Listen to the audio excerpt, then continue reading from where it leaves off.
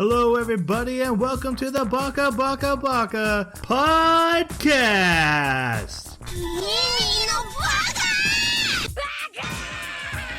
Baka. It's amazing how every time you open your mouth, you prove you're an idiot. Hello, everybody, and welcome to Baka. Like a dinosaur story once said, we're back. We have returned from hiatus. Our beards are longer, our references are even more dated, and our ignorance has grown 2 times, even 3 times more than previous. A lot has happened since we last did a podcast. We have Naruto in Fortnite, we have Jujutsu Kaisen in PUBG, and Attack on Titan in Call of Duty, which just ends up looking like a naked guy running around during World War II. And that is a game I play. So the anime world was that. The anime world is crazy right now. My Hero Academia revealed the betrayal of who was in the class, who betrayed everyone. So yeah, lots of stuff happened while we were gone. It wasn't floppy, right? I'm not gonna spoil it now. Oh, okay. You shush over there. You have the interwebs. That's true. In all seriousness, no, thank you for everyone who was there for us during our hiatus, who was patiently waiting. I especially want to call out fellow anime podcast, Baka Talk and Simple for Senpai podcast for being supportive of us. They're friends of our show, so we definitely recommend giving them a listen, seeing if you like what they're putting out, especially if there are times when we're not available. Great podcast. But thank you to everyone who waited for us. With that, we are back, and we are here to talk about the last anime we said we were going to watch, and we did watch it, Takt Destiny, a anime setting up a mobile game that has not yet released. So we'll be discussing that, and to do that, I need the help of my co-host. And first off, we have the Mickey Mouse to my walking broomsticks. It's Jeremy. How you doing? I'm doing pretty good. Actually, dipped into a guilty pleasure recently and reinstalled Terraria. Yes, it is a game that I have put a few dozen hours into, but I've never actually beaten a single boss in it. And I got my wife to play, and it has been the funniest thing. It's been a blast. She says, yeah, I'll sit down and I'll play 3 hours with you. And like 5 hours later, we're still playing, which that's a great sign. That's a great sign. But it was really funny because we got all the way to the edge of the map, and I had this brilliant idea of, hey, let's combine our inventory by I'll dump all my stuff in a chest, and then you dump all your stuff in the chest, and I'll take out some stuff and you take out some stuff, and that way we don't both have the same items and we can carry more stuff back, right? And so I thought she dumped everything in and then taken out what she needed. So I took everything from the chest, and then I teleported back, and she said, where did you go? And I said, use your potion.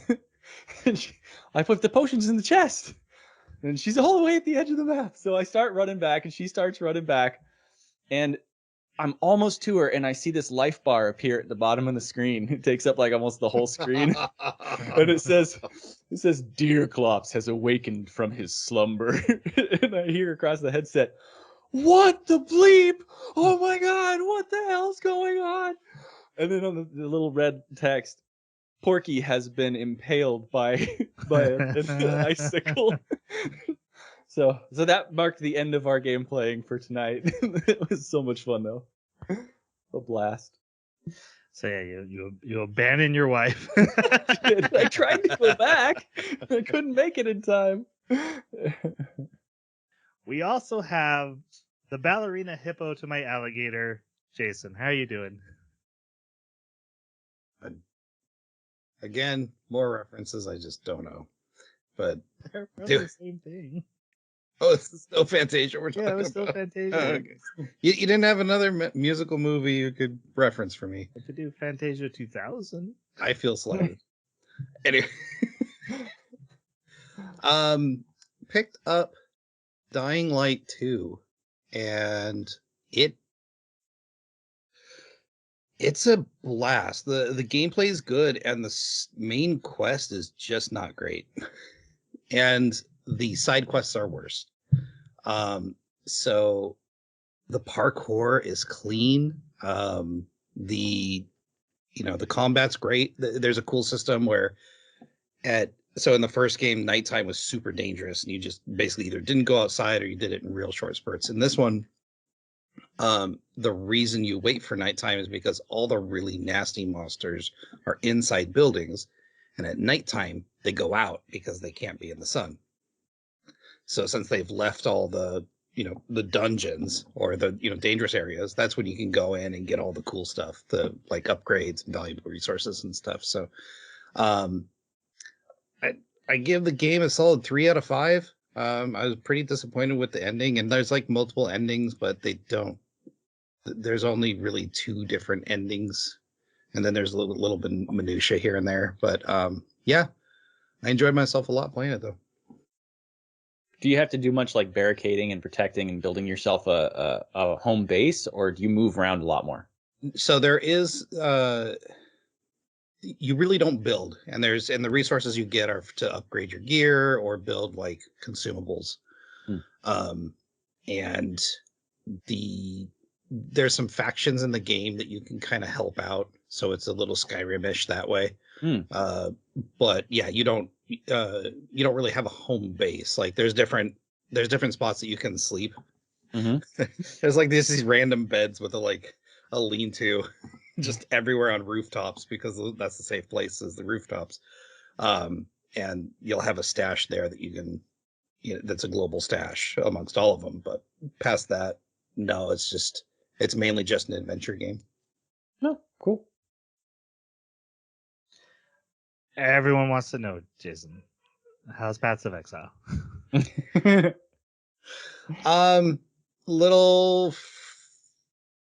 I had a blast this league, but also frustrated. The character I made is a walking simulator, and he's the most fun I've ever had in the game, because he does this like ring of fire around him, and you just run into enemies and they die when they go into the ring of fire. And I don't have to attack, I don't have to aim, I just walk around and stuff dies. And so I just have to, it allows me to pay attention to better mechanics, like getting out of the way of dangerous stuff and whatever. Bossing has been a little, but yeah, and the thing is, I rolled a new character because I got a ton of currency and a ton of good gear, and I'm just not having fun with it. I regretted asking that almost instantly. So I feel so dirty. I've ruined my experience, and now I only have one build I ever want to play again. Good for you. Yeah. My name's Troy. Not much has changed for me, despite the time off. I didn't get much done. I'm still playing Ghost of Tsushima. Peacemaker ended, and it was awesome. One of the best shows I've seen in a while. And I'm starting a quest to beat all the Final Fantasies that I've never beaten. So that starts with Final Fantasy 3 and going forward. And I've also started the Stranger of Paradise demo, which is very fun and terrible. Gameplay is great, but it's terrible.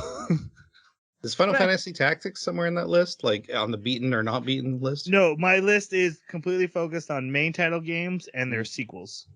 Okay. Or in case of Stranger of Paradise, prequels. All right, let's talk. Hang on. Uh-oh. So, did you know that Final Fantasy 12 is technically a prequel to Final Fantasy Tactics? Kind of, yeah. Uh-oh. And Vagrant Story actually comes after Final Fantasy Tactics, so it's a sequel to that.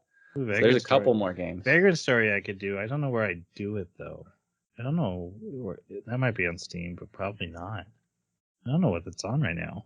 Oh, last thing. I did play Aperture Desk Job. So good. Oh, yeah? It's free. If you get a chance to play it, download it. Jeremy, how have you not played it? It's a half hour. It's free. It's literally 30 minutes of your life. Is it really 30 minutes? It's just 30 minutes, and it's not really a game. It's more of just an experience. It's a tech demo for a thing that you don't even have while you're doing it, but it's still it's so worth it. It's Portal humor, right? And it's it's totally worth it. Okay, all right, I'll give it a shot. My 7-year-old he went through it in a half hour. He was laughing his butt off. I was laughing my butt off. I haven't even played. I just have watched my kids play it. It's great. Nice. All right. Let's talk about our anime. Takt Op Destiny. Non-spoiler reviews. We'll start off with you, Jason. What did you think of it? It was an interesting. It's tough to put in the words. The problem is I have a lot of problems with it, but I also found some of their portrayals of the characters really fascinating. I'm not an artsy person. I kind of don't understand a lot of art. I'm not a music like guru or snob, but they portrayed like this tortured artist, tortured by his work that he loves so much, extremely well. And watching that whole process and his relationships, I felt they did a really good job. It's just the story just falls apart in a couple different areas. So I actually look forward to talking about this one. I'm just not sure it's above bar where I'd say, hey, you should go watch it. So I have a clarifying question for you. Did you find it artistic? you know what? Not particularly. Okay. Neither did I. I just wanted to check. Yeah. It was more of a portrayal of the process than it was the art itself. Okay. All right. Jeremy, what did you think?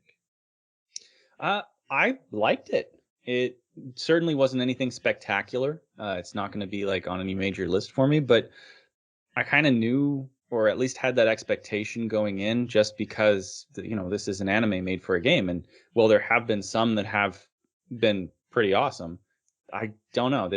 There's always room when it's made for a different purpose where you kind of expect it to fall short. So I totally agree with Jason. There are some major holes in the story and areas where it just kind of falls apart, but I enjoyed it. Even so, the visuals were great. It was really pretty. It got me thinking about a few things about what they could have done, maybe directing wise, that would have been a little bit more interesting, possibly. But I, of course, don't want to go into too much of the spoilers to get that. But yeah, I think it had a lot of potential, and I think it landed on some of it pretty well. But it definitely didn't hit all of it, and it was a bit confusing in the end. The animation budget was enormous. Like, it was a very pretty anime to watch. Yeah.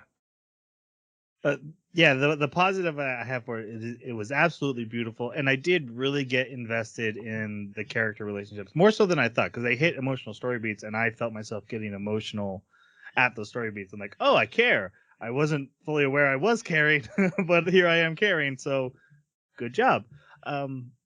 I would say probably overall though, it didn't move the needle for me. I never really felt very hype. I feel there's a big thing that they, it's about classical music in an anime, and I expected a lot more. I expected them to turn into that more than they did, and we'll get into more details, like Jeremy had mentioned about the directing and stuff. Some of that is, hey, my expectations weren't met, but a lot of it is like, this would have been really good and a good time to turn into that, and to not do it is a missed opportunity. And I do kind of hold that against you, not just because I expected it, but because it's what you were going for, and you swung and missed there.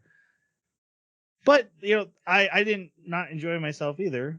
So it just, like I said, it just didn't really move the needle with me, even though I enjoyed watching. It was fine. It was fine.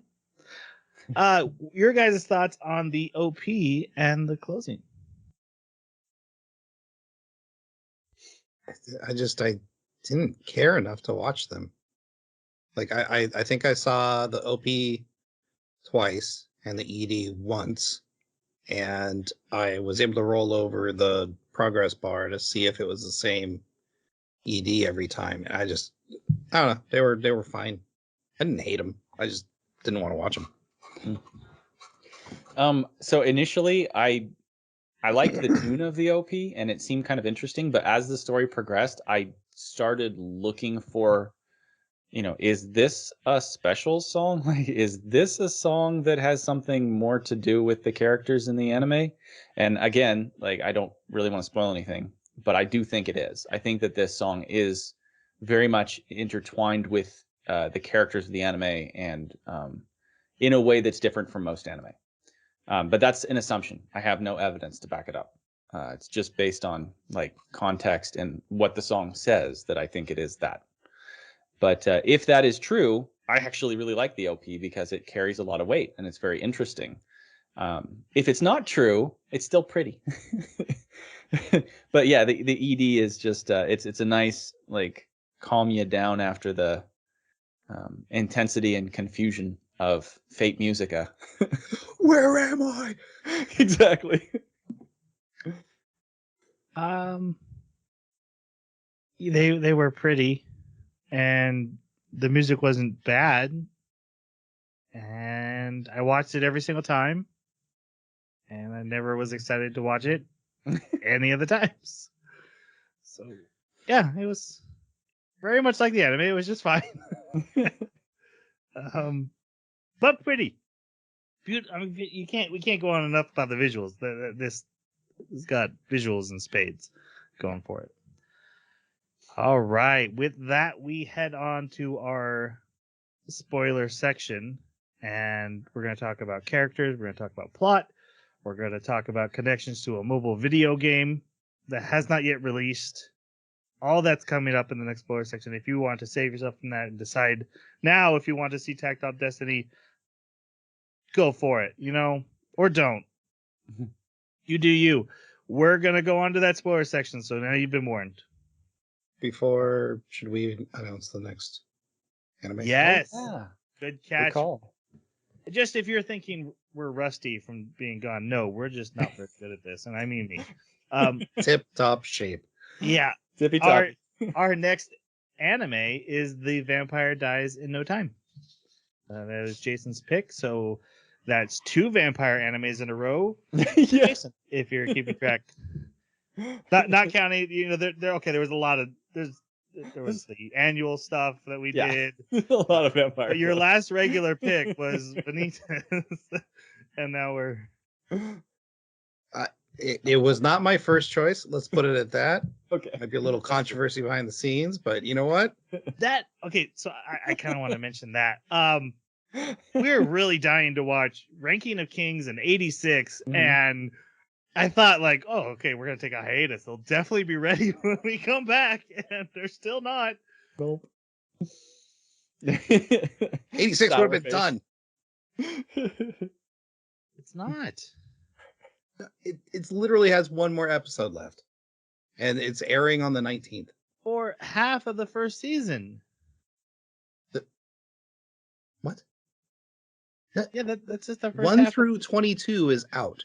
23 is the final episode of season 1. Oh, the first season. I thought that was coming to Netflix though.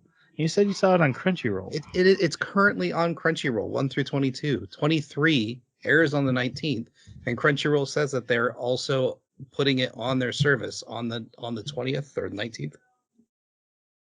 But Well, okay, do you want to watch that then? Switch it? well, of course I do. Oh, okay. Look, all I said was triple check. We need to be sure so that we don't. I literally sent you all the information. I was at a grocery store. You're responsible for the pick. I gave you all the stuff, and then you're like, "No, we should wait." I was like, "Okay." Try edit this. Hold on. I just. I think you should keep it in. This is for our Patreons.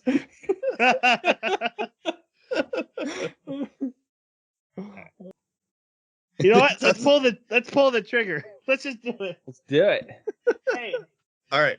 we're watching 86. We're gonna be watching the first how many 11 episodes? 11. Out of 24? It's 23 episodes. 23rd episode, the Plus final point- scheduled Plus 0.5s. plus the point That's five. true. So, but if you look on Crunchyroll, or not on Crunchyroll, but on My Anime List, the first season is 11 episodes, and then you have that in between episode. What is it? SP ESP, or season 1 ESP is in between 11 and 12, because I think 12 came like way later, because 1 through 11 is the first season or first part 1. All right. So Part 2 starts on 12. our next anime by Jason Spick is 86 episodes 1 through 11 to start with. Keep an eye on our Twitter, especially as we head into the second half, as we kind of figure out a little bit of those 0.5 episodes, but that shouldn't really come up in that first half. So, but you should follow us on Twitter anyway. Then you can learn about stuff like hiatuses and stuff. At Baka Podcast. Or random thoughts from Troy. Yeah, I do that too. I'm just really glad we're not watching another vampire anime. Yeah, who would pick that? Terrible. This guy. Yeah. All right. Thank you, Jason. Our anime, it takes place in America, which was probably one of my favorite things about this anime. Because as much as we mess up about Japan and the cultural differences, watching them do things like they talk about pork chops a lot tickles me to no end. America. I love that.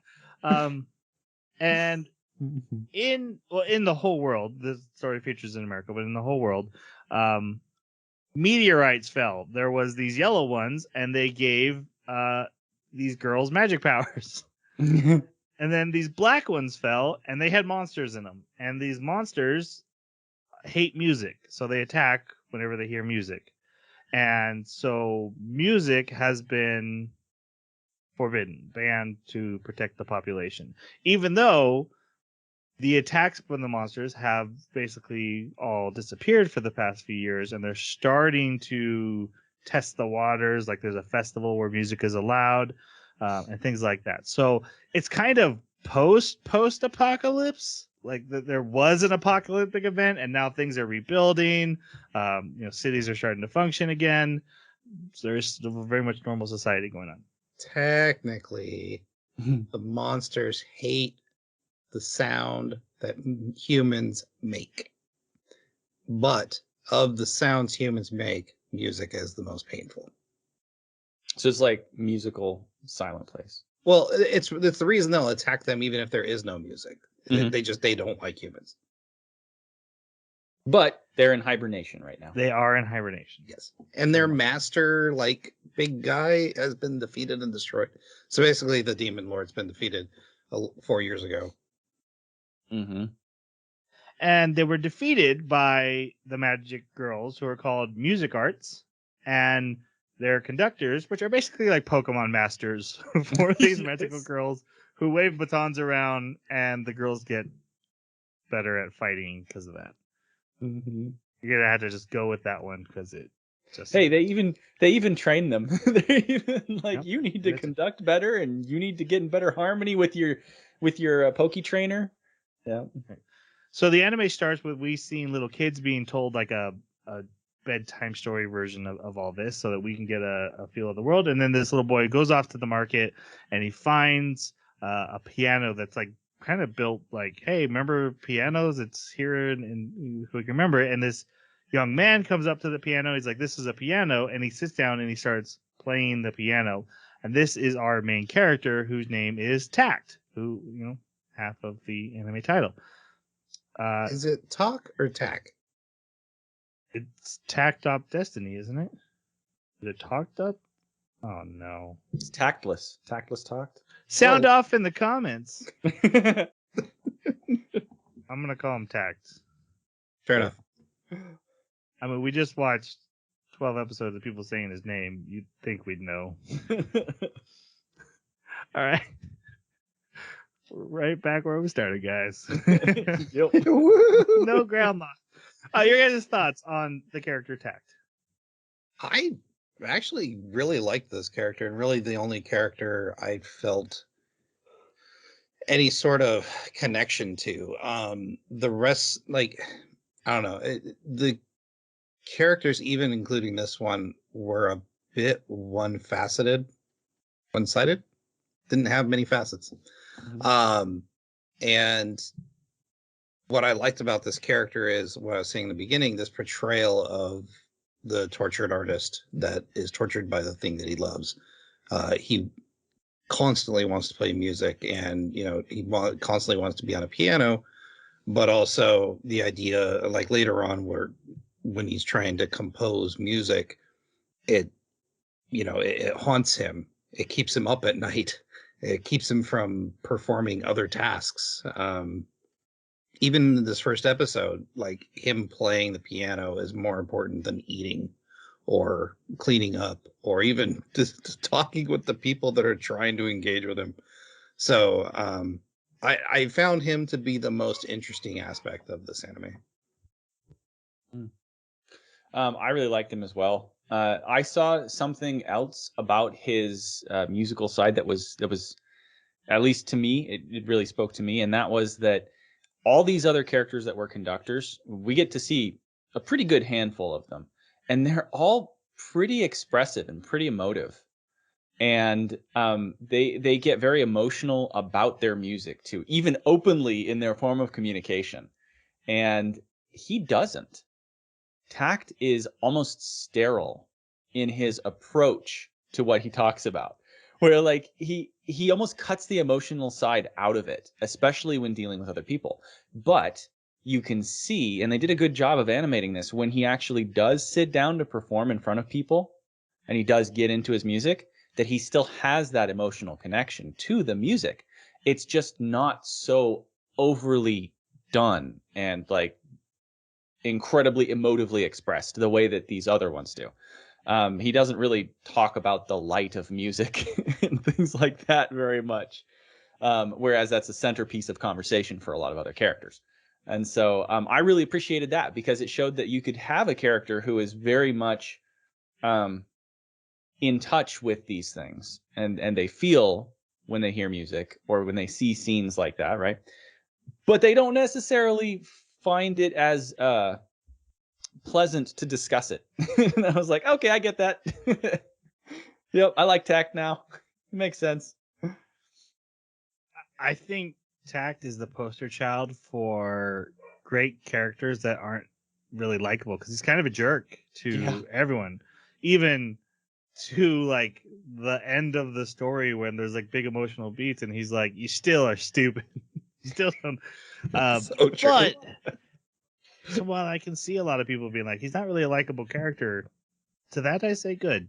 If you do it right, a non-likable character is still a great character and fun to watch and can be great in the story. So I think he really served well.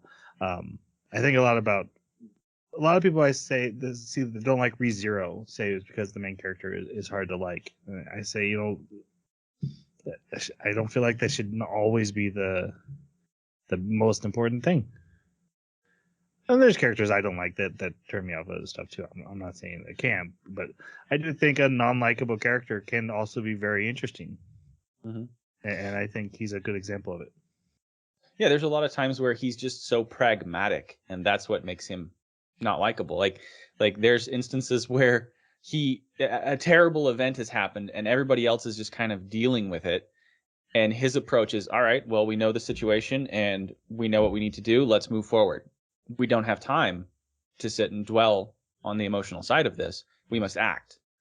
And that was pretty cool to see that in an anime character where usually the protagonist is not like that. Not in the least.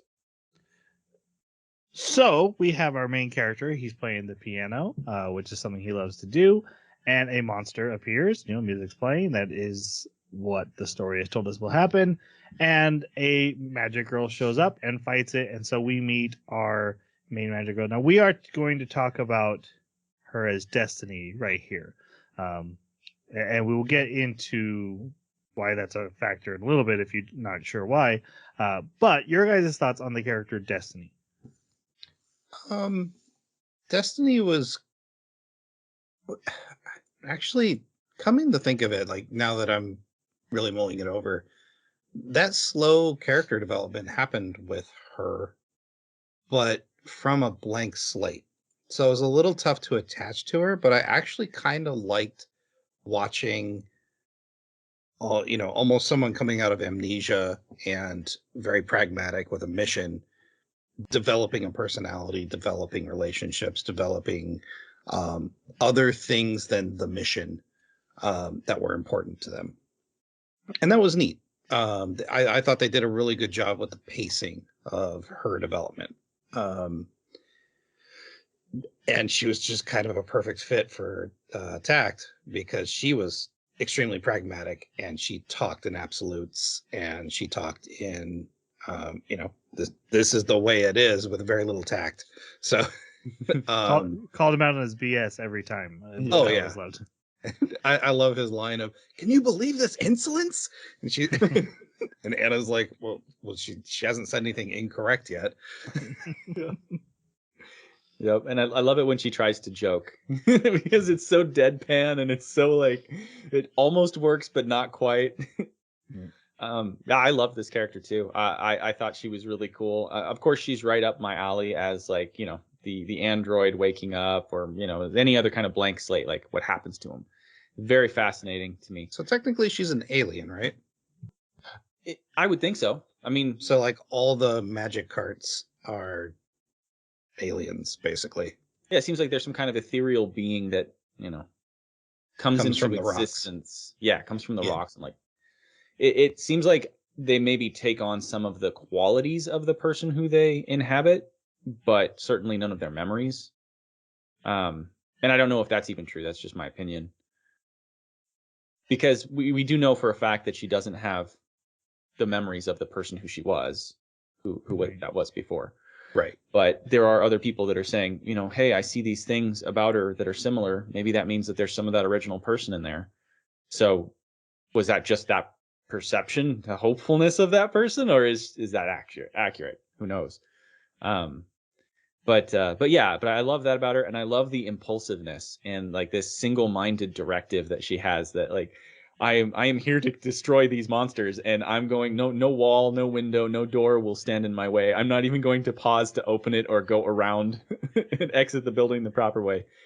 And I remember seeing like in the trailers for this anime, and what really intrigued me about it was this first scene in episode 1 later on, where she's like blasting through the side of a gas station. And I was like, what is this? I have to see this anime. This is awesome. And so that sort of almost overblown impulsiveness I really like it. It's endearing. If you want to make me connect to a character, make them obsessed with snacks. I instantly like, yep, I get that. Yep. Yeah, that is my character. That's good. No, it's super endearing, of course. And then just to piggyback on what you guys have already said, the character growth and the fact that no one like told her, hey, you can't only care about monsters, you need to care about the people around you. She naturally came to that and has found like, I like helping people, and I am starting to care about other people, and I care more about protecting my family and friends now than I do about slaying a specific monster. Where that's not where we start. Great to see. Great character. I need to interrupt here, because I feel slighted. We have a character who feeds off another character. Oh no! And in my definition, that sounds like a vampire. Someone else picked a vampire anime. Oh! Yeah, but I've only picked one. I'm just saying. Right, but you also got to remember that discussion was mostly edited out. No one knows what you're referencing.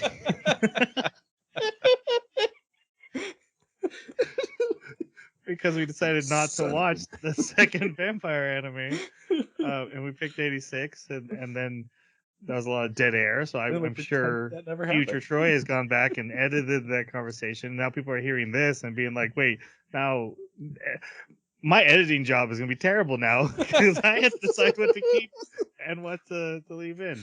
Well, hey, maybe someday if we ever go to Patreon, people can hear us argue about things like that. Damn you, future Troy. Yeah. Got me. Roasted. Okay, moving on. They defeat the monster. We see Takt fall off a building, which I thought was a comic beat, which it kind of is, but it's also now it's insinuating that his connection to her drains him, which we will explain more. But yeah, so he falls off the building he was standing on during the fight. Also, it gives the hint that he's not pure human either, at least in ability and strength, because he should be broken in a few places from that fall. And What's great about this scene too is that nobody rushes to his aid. Nobody goes, "Oh, poor baby, you fell down. Can I help you?" No, she picks him up and chucks him across the street into another car, like inside the car. Where we meet our third main character, they're the person who's driving them across the country. A very big sister type character, but maybe more, and maybe more in a future mobile game. Maybe. Anna, what are you guys' thoughts on the character Anna? Anna felt like an excuse for exposition dumps, and kind of moving plot along, or at least story beats. Everyone else was too focused on action and defense and character development. And in order to move the story along, we needed Anna to come in and ask questions, or drive the car somewhere, or so. I don't know. She felt all right, but she felt very bland as far as normal background anime girl. I kind of just saw her as exactly what she claimed to be, which is like, I'm the big sister, I'm the mom, I'm the protective one here that's trying to make sure everybody stays alive on this weird road trip. And you're not wrong in the sense that she's got to get them from point A to point B because she's an important character in the game. We'll say that. She's an important character in the game. So she has to be there and she has to get them to where they go. So absolutely. But I don't know. I thought they did a pretty good job with her as far as filling that big sister role. She felt very protective. She felt like she was invested in them. And through her interactions, this Destiny character definitely grew more, especially when they visited that town and had to go and, help all the elderly people. And and so I don't know. I found her pretty endearing. Plus, she's a redhead, and I love it when the animes have redheads. It's adorable. It's funny because I walked into this anime not knowing about the mobile game, and I'm doing my best not to let the mobile game aspect sour this anime for me. But like you pointed out, she's got to be there. It's got to be there. That rubs me the wrong way.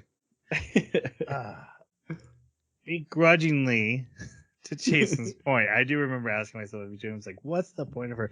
And a couple times, Jason or Jeremy, I said this to you when we first got on the call. Like, I actually was asking myself, like, is she the ship? Because if Destiny is like too new or too naive, maybe that doesn't work. But here's two people grieving. And they didn't really go much into the grieving, which I think is the biggest disservice to Anna. Yeah. There is a purpose for this character to be here, and they didn't really go into it. And I get you don't want to get too heavy into the fact that, hey, this magical girl, well, that means that the person who this magical girl was is now gone, and that means that for every magical girl we meet, let's not think about all that darkness. Let's fun fighting monsters, which is fine. But Anna is the character that they do that a little bit, but nowhere near enough. Her big thing is just like, what name should I be calling her? I'm going to call her by her old name. And her big acknowledgement of, okay, I lost my sister and this new person is here, is I will call you by the right name. And they just kind of, that happens in an episode, and they just don't really take the time to get there very much. I felt it was a little bit of a missed opportunity. I don't have a problem with the character Anna. She obviously does serve a big purpose.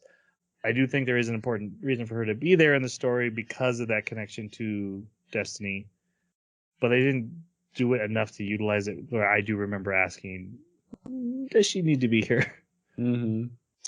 What do you think about using symbolic gestures essentially to establish things that are happening off screen?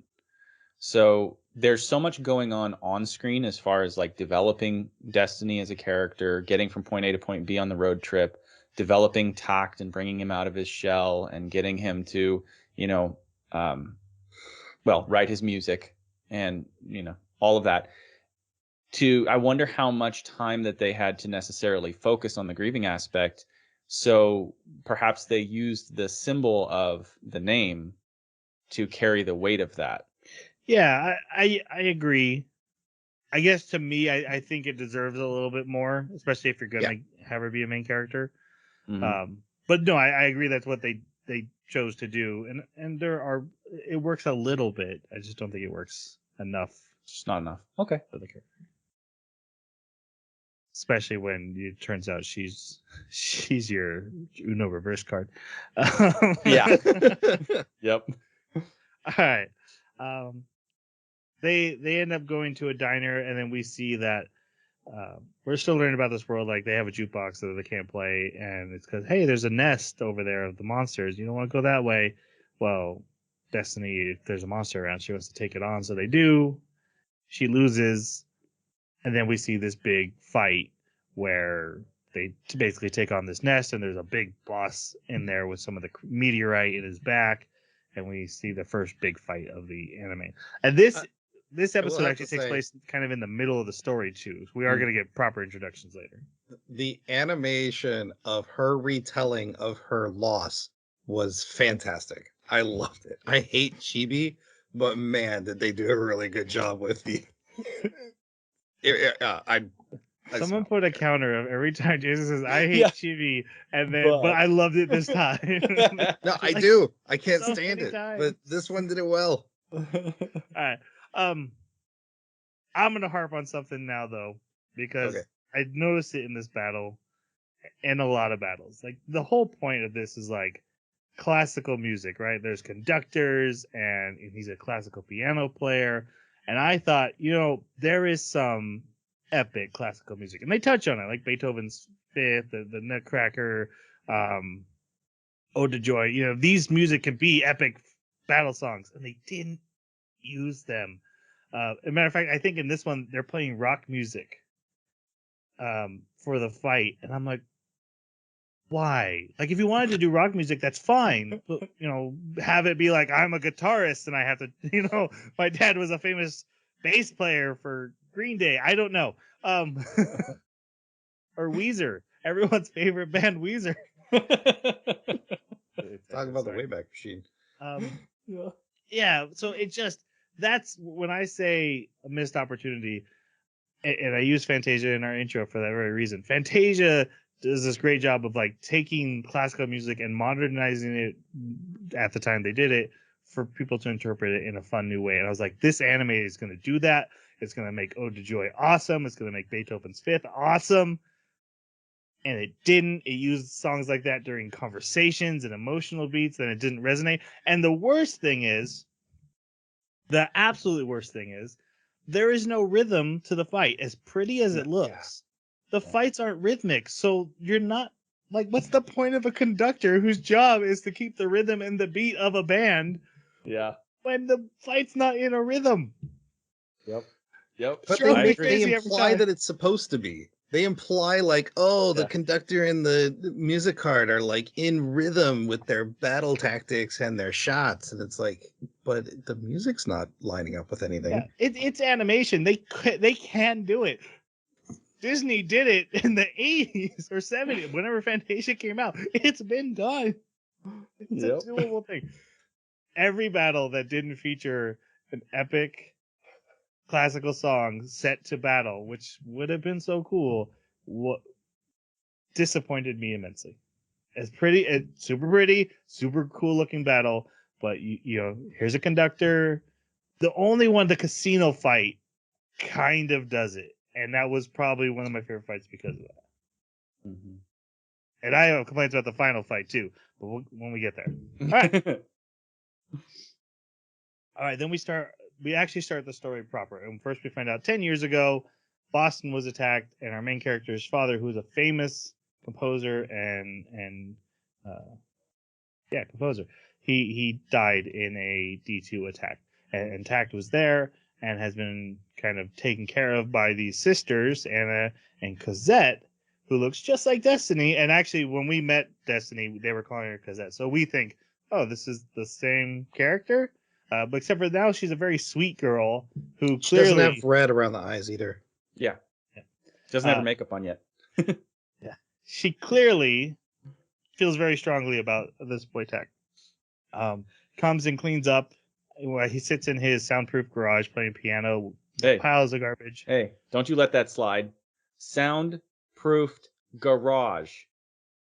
Yeah, They and the door, the garage door is not soundproof, which is the thing you need to soundproof the most. There's like a person that stands outside of the garage at one point and can hear the music being played inside the garage.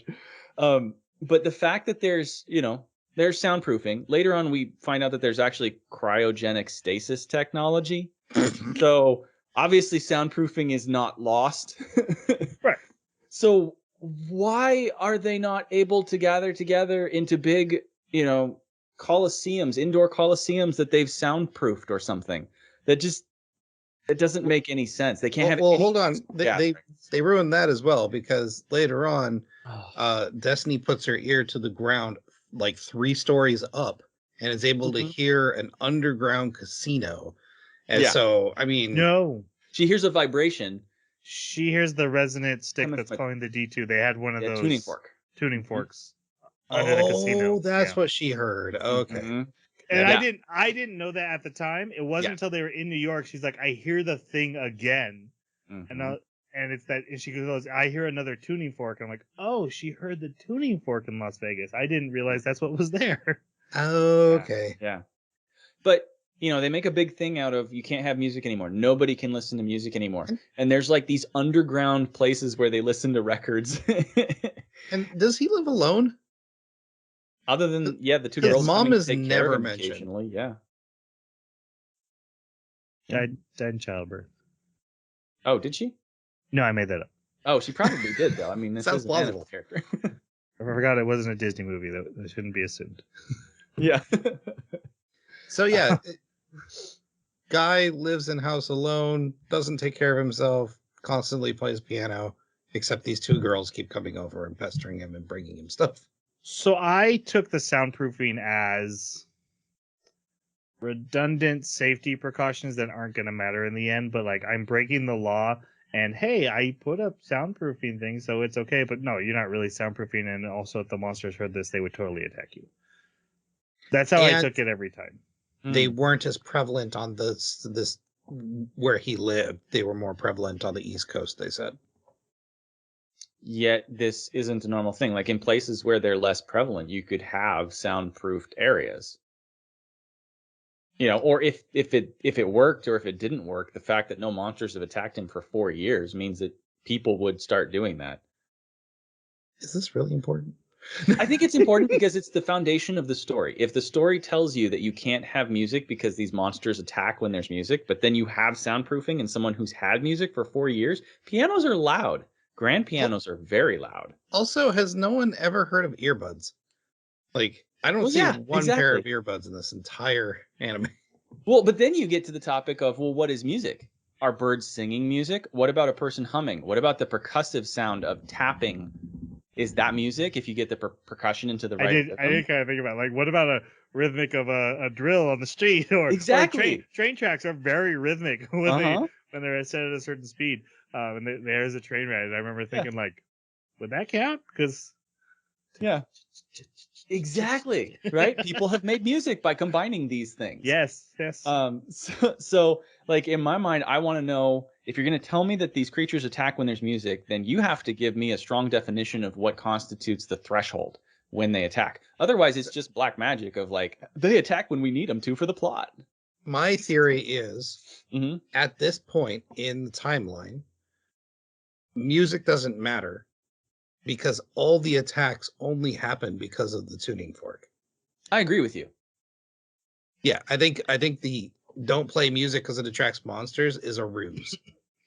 Which is why I was saying the soundproofing is really a redundancy of like, well, I tried, and to be honest, not close to political as I ever want to get, but after 2 years of a pandemic, that actually totally made sense to me. Like, hey, I tried. Who cares?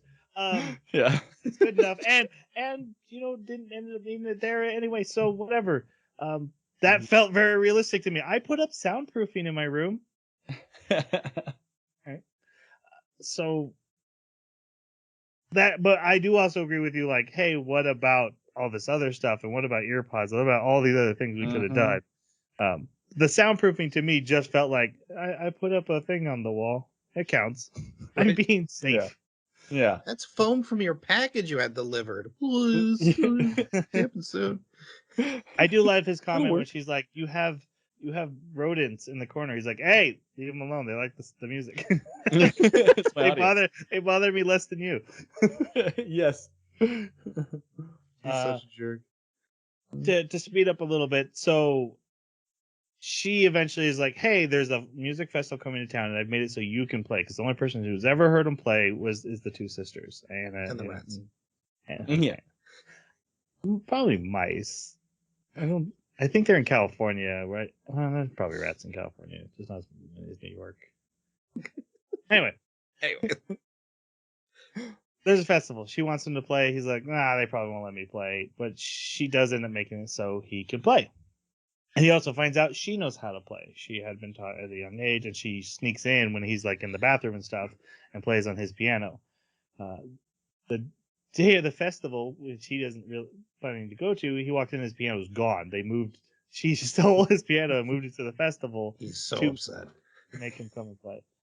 He doesn't show up at first, and eventually she starts playing for the crowd, and he shows up. Also, at this celebration is the head commander of the Symphonica Music Art Army, whose name is Sagan, who's also the villain. You see a guy, he's like, "Hi, I'm head commander of the army, and I'm just totally looking at your festival, and I'm gonna walk away while it burns." Yeah, he's a villain. So, your guys' thoughts on our main villain, Sagan? I don't understand. Like I don't. They spent like half an episode on his backstory, and it made nearly no sense. I don't know what his motivation is. I don't know what his ultimate goal or plan was. I know he talked about saving the planet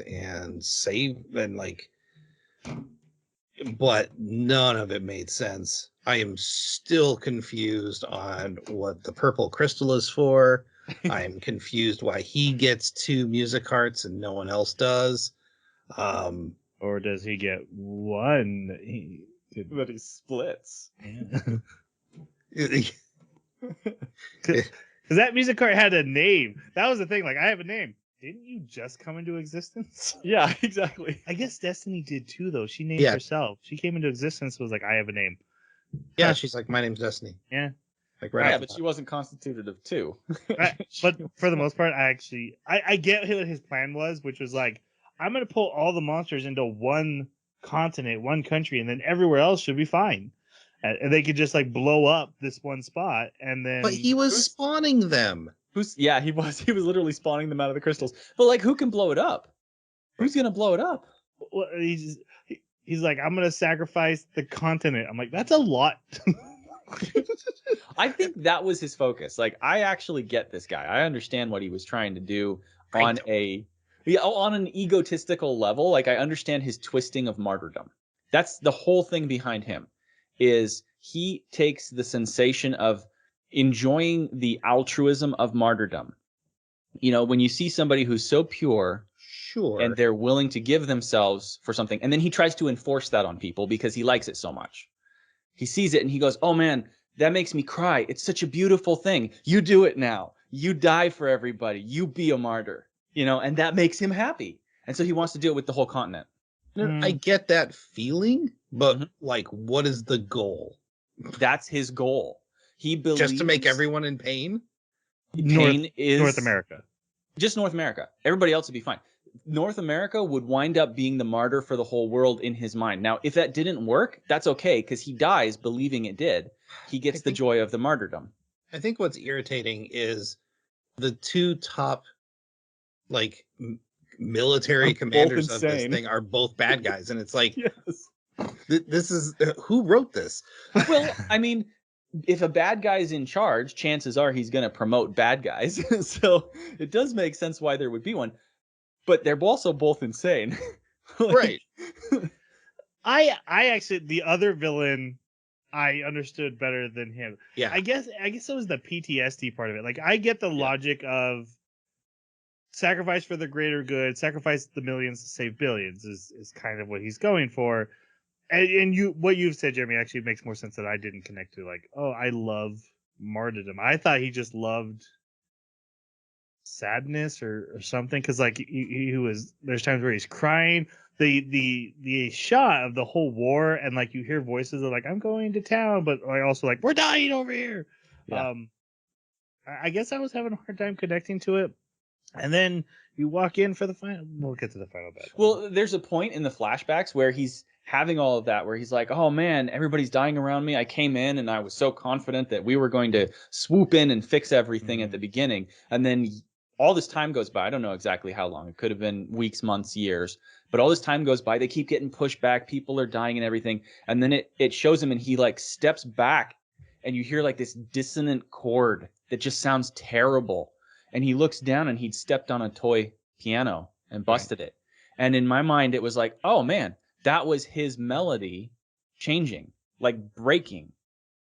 And So I actually thought that was really cool, because it was like at that moment he got twisted, and it changed his perception of what was valuable, and how do we cope with this? How do I take what I'm experiencing and put it into a paradigm that I can actually absorb? So the New York attack makes sense then. Mhm.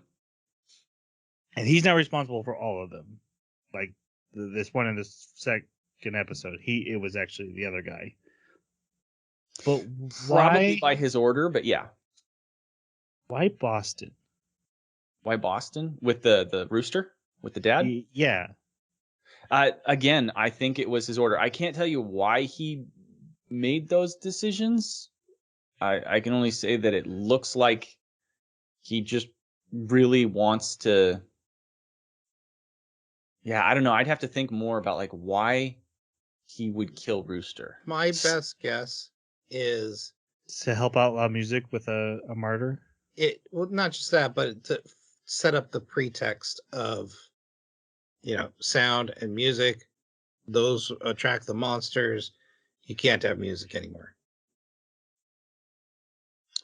Why deny music? I mean, obviously he was saying.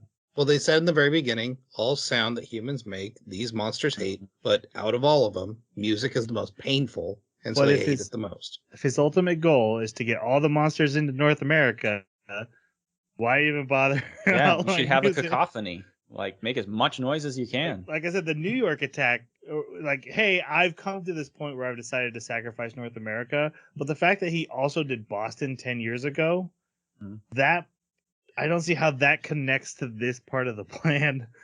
The other stuff I attributed to Felix, like Takt's hometown. I just saw him as like, nah, there's too many people on welfare here. Like, I'm going to get rid of this town. Yeah. That was his mental problem. But Sagan is like, okay, I'm just gonna get all the monsters into one spot. But 10 years ago, he also did it. Maybe it was a test run. And what's the crystal? The meteorite from space. Yeah, that's what the monster. One of, or it was? Yes. One of. One of, okay. And I have so many more questions once we And get if there, you- so never mind. And if you believe I- on it, go yeah. crap. But I don't Yeah. I don't understand. Like so in his flashback, it seemed like he was hearing the voices of the dead through the crystal. Is kind of what it seemed like. Yeah. Yeah. And then perhaps the monsters are reincarnations of the. You're giving him way too much credit. Yeah. That's a beautiful idea. Oh. I don't think I thought of that. All right. Okay. Yeah. So they're playing. Sagan and his people leave, and then D2 monster attacks, and it hits the stage that they're on. Takt wakes up. His arm is all messed up, and Cosette is been gravely wounded, and she goes through a magical girl transformation with the necklace that she has, turning into a music cart, but also biting off his arm. which we that find was out the contract.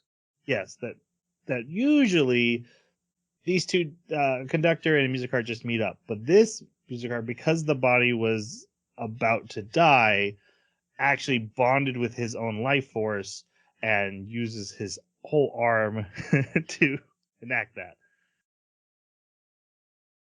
I thought it was pretty cool. I think it's dope, especially his arm disappearing. Yeah. I've certainly never seen that before. And I thought that they made good use of it in a few scenes, especially like in episode 12, there's a scene where, it's very touching. They're laying on the beach next to each other. And instead of holding hands, she has her hand where his hand would be if he had that arm. And it adds a certain layer to it where like that's their contract and she's holding on to it as if it's there. That's really cool. But also the visuals of that arm vanishing every time and that sort of gust of wind that throws the sleeve out. Very, very cool. I love the My scene where he's favorite like was writing. my favorite was when he was writing, and then his arm, Yep. he's like, "Are Yes. you kidding Where'd me?" it go? Yeah, so he gets a what I did like is that like it wasn't like what is happening. He like stands up, gets his baton, he's like, "Oh, I'm a fighter. I'm in a contract. Let's kill these things." And they fight off the D2s. Did we ever find out what D2 stands for? I didn't. Okay. They are overpowered though, and another conductor shows up and saves them. And this is the character Lenny, the conductor, and his music cart is Titan, a little pigtail girl. Your guys' thoughts on Lenny and Titan? Lenny's pants were very Titan. Yeah. Halter top jackets, man, and tight jeans. That's a fashion in America. It's a fashion. Yeah, I in like both America. these characters. I liked Titan a little more than Lenny. I liked Lenny's backstory. I liked Lenny's influence on the main character. And that he kind of takes them under their wing, but kind of doesn't, because he's like, I got other stuff to do, and you guys need to keep going on your way. So there was a lot of good stuff there. I didn't get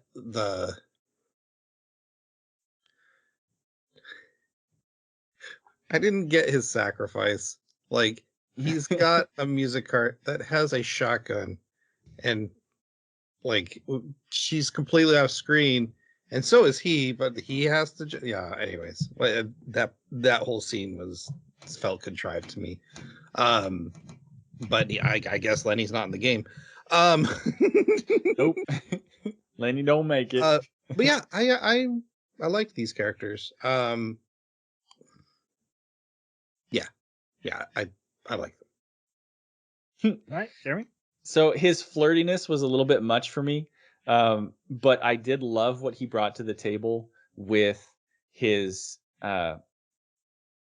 pretending to be a happier person than he actually was, right? And that's actually a core thing that comes out about him and his relationship with Titan, and how neither one of them are actually very happy people, and they're both faking it, and they're faking it for each other in order to keep their morale up. And that's really cool, because you don't find that out for quite a while, and you're just thinking, wow, these people are sure exuberant. Holy cow, why are they so happy all the time? And they're not. And that was a cool reveal. I like that. Lenny definitely grew on me. I agree with what Jeremy said about the flirting. He's flirting with Takt and it being very suggestive. And if normally, like, if there's a guy doing that to a girl, I'm like, wow, that is a creepy character. And here it's poking fun, like, oh, he's making Takt uncomfortable. Isn't that funny? And I'm like, it's still creepy being that suggestive to someone who's that much younger than you. But he, like I said, he grew on me. I love the whole. I was part of this organization, and I'm kind of going rogue because I'm investigating how they kind of leaked that in. Like, I got some evidence here and a little evidence there, and I got my own mission I got to go do. His relationship with his music cart was great, and I love the sacrifice. We can get into it when we get to it, but I love the big sacrifice moment. Really? Why he was standing there, sure, but the emotional reason for the sacrifice, his connection to sure. I thought you were just shushing him. I guess in anime, when everyone's jumping around, I'm not like, where is everybody standing in case a bullet is fired? I like he got shot, and I'm like, oh yeah, this is that character's time to die in the story. Was he the right person to do that? No, but story wise, it makes sense. Tactical wise, no, you're right. I have a magic girl with shotguns. It's a battle scene, and in my mind, I get pretty technical when it comes to where are they on the battlefield, and if a character appears out of nowhere to block a shot, and it bugged me. Okay. We can touch on it more when we get there. Yeah. He basically explains some of the stuff we've already explained about how it works, and he points out Destiny, she needs tuning, which takes place in New York, which is where Anna's family live. Her sister is one of the scientists that can do it. They don't explain what tuning is, which really upset me. Why would you need to know that? What does that matter? Because is it a power up? Is it to get the conductor and like them, better battle situated? Is it training? Is it some sort of other technological like cybernetic implant? Like I was curious. That's fine, but like I want to know how Goku's gravity machine works, but they never explain it. No, but if he turns the knob, it makes the gravity more. If he turns the knob the other way, it makes it less. Right. If they tune her, maybe she won't suck all his life force. Where's the knob? No. Whoa. Did they explain that tuning her would help that? That They was the hoped. intent. Yeah. Yeah, Because- they hoped, but they didn't say. Because they were investigating the life force sucking as something different, because every music cart needs to go through tuning. I think they were hoping that tuning would improve it. I just saw tuning as the analogy for tuning a musical instrument, and in my mind, Well, yeah. it just stopped there for me. Okay. But I see where you're coming from. Like, do they have? But I mean, again, they've got cryogenic stasis technology, which puts them so far ahead of us Right. that I wonder, what kind of technology Walt must Disney they have. begs to differ, sir. Kidding. But Have you seen there's Futurama? Oh God, yes.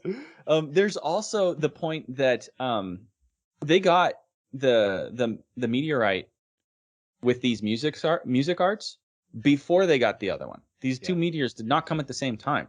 They were like, hey, So- thank goodness we had this thing that just happened to be perfect for fighting. Right. Exactly. So generally speaking, when a story says, "Hey, we got the solution before we got the problem," then the solution probably created the problem, meddling with the solution. So I kind of am suspect as to whether or not they even really this meteorite came from space. I wonder if they like created it by messing with the music art meteorite.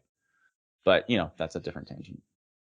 All right. We after some dialogue explaining powers and how Destiny is eating Takt's life force, she senses another D2, and this is where we see like if she senses the D2, she's gone through the wall, through Love it. Your building, whatever's in the Love way. it. She's heading straight to the monster. She's killing it. They end up needing help from Lenny and Titan, and she actually ends up, with permission, destroys Takt's home to kill the D2. And so the road trip begins. They can't just drive straight from, I think they're in California. They can't just drive straight to New York. They have to go down and around because the D2 area is still pretty heavy in the Mid-East. Mm-hmm. What I remember on the map. But basically, we're going to go to Las Vegas, Houston, New Orleans. New Orleans, thank you, and then up to New York. And so that road trip begins. And you know what, guys? I love a good road trip, and I love a good road trip story. I feel like they could have done more to make this a good road trip story. It really wasn't. Road trip wise. Yeah, Well, it was, I mean, they run into a train. Well, not run into it, but they run into the other guy. They put the car on the train for who knows how long. Mm-hmm. Yeah. for like most You really of don't. Texas. Yeah, you Yeah, really that's don't what I'm get saying. much- You're right. It's like the road tripness of this. The most of the anime was not really road trippy. So you don't get much of the sense of travel. It reminds me of when you play. Well, we were talking about Final Fantasy Tactics earlier. It reminds me of a game like that where they're like, "Hey, you got to travel across the continents." You're like, "Okay, how many dots do I have to to move?" Because that's the only thing that matters. Just to me, I'll just say it's another missed opportunity. Again, just like the Class Club music, like, oh, we can explore Americana going down Route 66 kind of stuff. And that's not really what we're doing. So, that one doesn't bug me as much, but it would have been cool. All right. So they reach Las Vegas. And after some training with Lenny, who's decided to go with them for a little while and train them, teaching them how to be better Pokemon masters. They meet a farmer in Las Vegas who is friends with Lenny, and they're like, "Yeah, we turned Las Vegas into a farm. Come and stay." They meet the farm owner, and then they go hang out with Lenny's friends. But then Lenny sneaks out, and he has a bunch of money for the farm owner. And meanwhile, Destiny hears that tuning fork we mentioned, and so she takes him off. And hey, one of the casinos and resorts is still secretly running, and this guy's like, hey, people wanted a casino, so I set up a casino.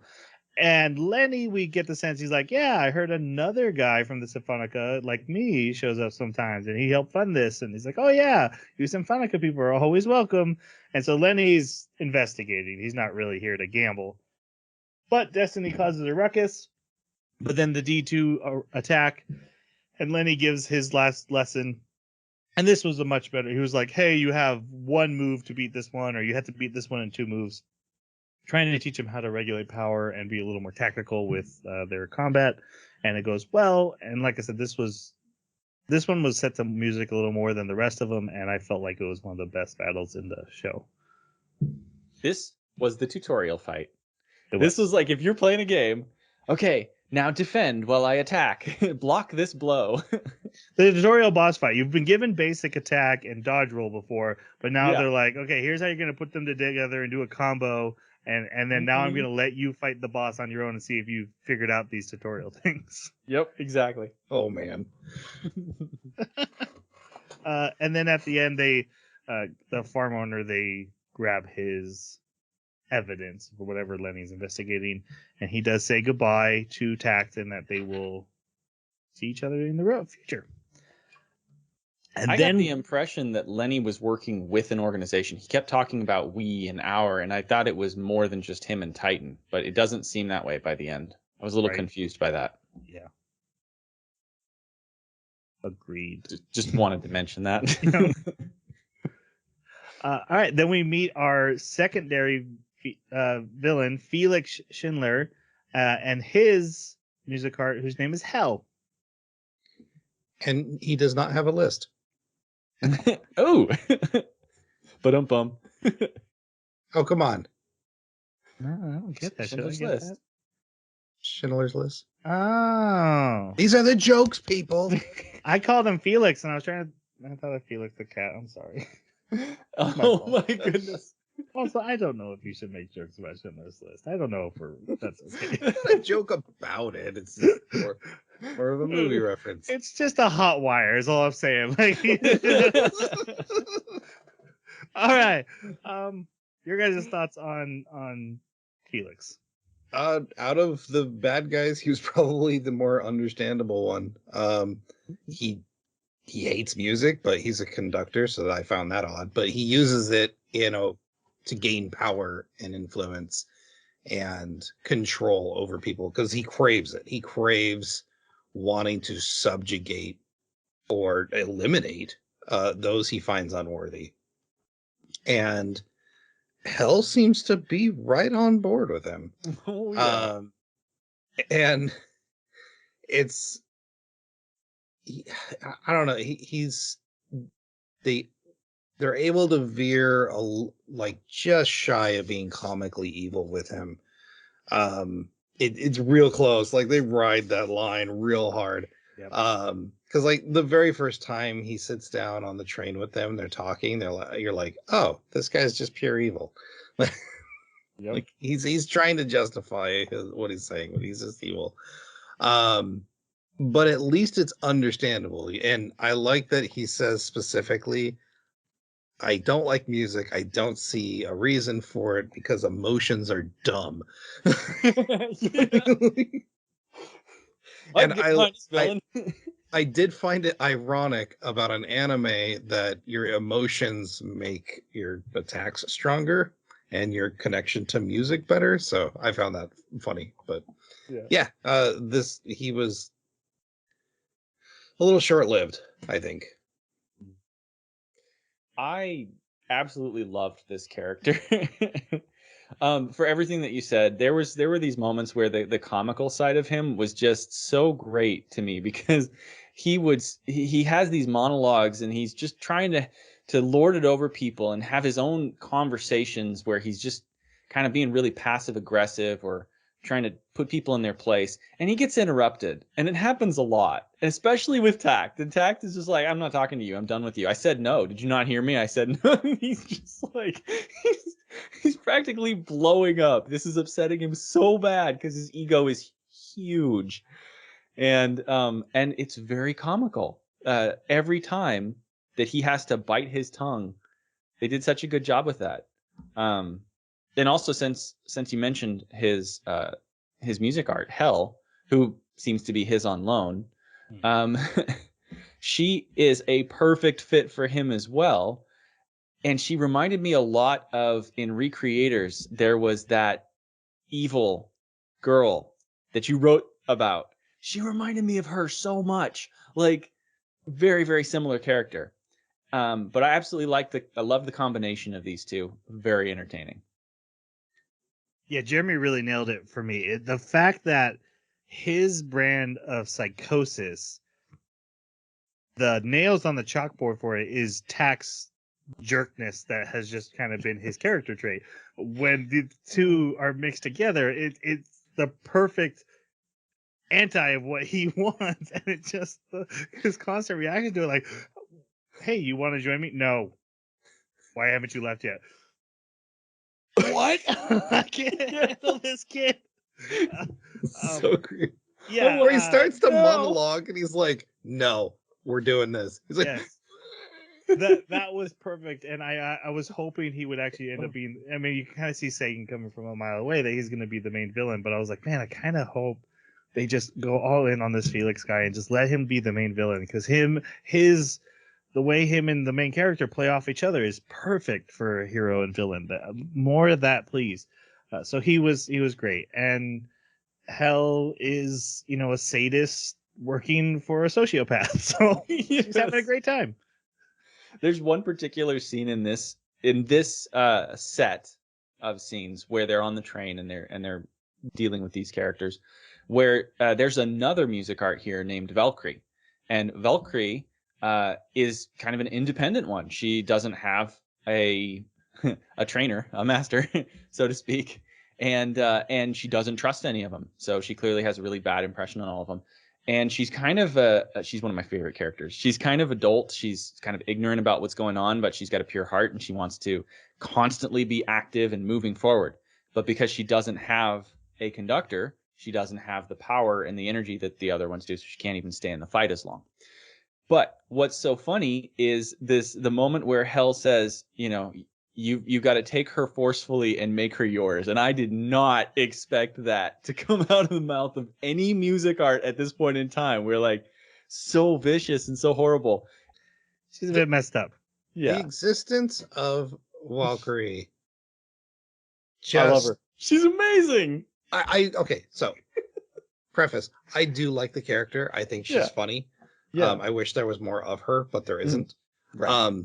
But her existence and her place in the plot and the reasoning they give for her throws so much out the window as far as how this whole system of conductor music art works. Mm-hmm. Because they say, oh, she can't, she doesn't have the stamina and endurance because she doesn't have the connection to a conductor. Mm-hmm. Well, if Hell is on loan, then that means she's not using him for power. So why is she so powerful? And then also, If the others don't feed off theirs the same as Destiny, why is Destiny not more powerful since she's doing it in an uncontrolled She is. way? That's really like, why are you so way more powerful? And it's because she's doing it in an uncontrolled way. But Yeah. but Clearly a she's plot point. thwarted by the others at every turn. She's brand new. Yeah. She's Yeah. like a week old. So she's like a week old. Okay. There's a couple things that aren't quite accurate. One of them is that Destiny's the only one that's made a contract like this with a conductor. All of the others were assigned. So that means that basically this music art can say, I form a contract with you while you hold my conductor stick. I don't remember what they're called. So being on loan to this guy just simply means that she's in step with him, right? Like, So when she broke his stick, that means she severed her contract with him. exactly. Okay. Mhm. But yeah, the power levels don't make any sense to me though. Then Yeah, I think it has to do with the skill of the conductor in getting the harmony right and being in sync with the music art. So that would come with the longer that they work together, the longer that this one, because these are creatures born of music, right? So the longer that they are under the control of this conductor, the more they get in sync and the better they fight. The more power, the longer. Those are in-universe explained things, though, Jason. Like you can't. That's like, oh, this giant lizard can have thermonuclear breath. Yeah, he's Godzilla. That's built into him. That's just part of it. that's not my problem. But no, the whole idea that you've got these, hi, I'm your music art. We're in sync, but like blow for blow, I'm more powerful than this one that made a contract where it's literally stealing life essence. Mm. I don't. Wait, I didn't get. That everything you said just made 100% sense. Hey, since I literally kill this guy by using up his life force, while you're just using like general energy, like a rechargeable battery, like you can plug in your phone, but he's like a AA. And once I'm done with him, he's done forever. But I can go extra hard. Oh, that's on not the him. way I saw it. That's how it is. Like he's permanently dying from her using his strength from him, while everyone Right, else but is just she getting can pull general. as much as she wants at any given time, while the others seem to be on a slow trip. But if she pulls too much, she loses all her powers. So that's got to be in her head during some of these fights. Perhaps. Right, I don't she think literally this is what we're arguing about. literally overpowers Hell here, and Hell's like, "What is happening?" And it's like, "Oh," and then Takt is like, "Okay, well, I'm dying now. Bye." And I didn't like how that basically kind of turned on Valkyrie. Yep. Yeah. So we've covered a bunch of small stuff in the plot. Through D2 attack, they end up meeting the very train of Felix, and he's like, "Hey, come aboard! Yeah, we're totally transporting black crystals. Yeah, it's a secret, but I don't care. You can know. I don't care. Yeah. I'm totally super evil. I'm gonna ask you super personal questions." and Takt's like, "I don't want to answer." Are you guys saying Valkyrie? Or are you saying Valkyrie? I believe it was like Valkyrie, but I'm just calling her Valkyrie. Okay, I'm at just this gonna call her point. Valkyrie. Yeah, because and it is how it's written, but that is the word Valkyrie, Yeah. and I don't understand why because I don't know It language. starts with a W in the sub. I don't get it. Yeah, Valkyrie. Yeah. But I think it's March of the Valkyries, right? Yeah, Now it's supposed to be? that song is with a W. It's spelled just like in March of the Valkyrie, but that word is apparently Valkyrie.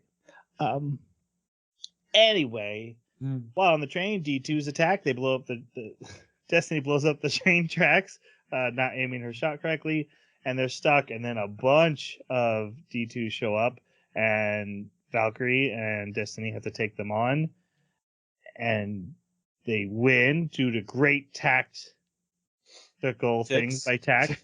Tactical tactics. Tact. Where he drops a cliff on them. But then like a kaiju-sized one shows up, and I wrote this down. Hold on. Felix unleashes hell. Oh. Hold for applause. I see what they did there. And she kills the giant kaiju in 2 hits, showing that, hey, I'm definitely going to be a final boss. Yeah. Yep. And then Valkyrie is With fired. my rollerblades. I know her abilities crack me up. Valkyrie, I'm pretty sure, is in the video game. I Yes. think I saw a picture of characters in the game, and I didn't see Titan, but I did see Valkyrie in the background. So I think her only point of showing up in this anime is to be like, hey, Yeah. video game character, huh? Huh? Yep. I'm pretty sure Titan's in it too. Okay. I didn't see her in the picture, but I bet Valkyrie's going to be your tutorial character, and then she'll go off, and you'll get your. Probably. well, the game is called Takt Up, so you're going to be tacked in the game. I guess. Not If he comes everyone's out of going his to be coma. tacked. That doesn't make sense. Okay. Tacked with Destiny number 3 or cassette number 3.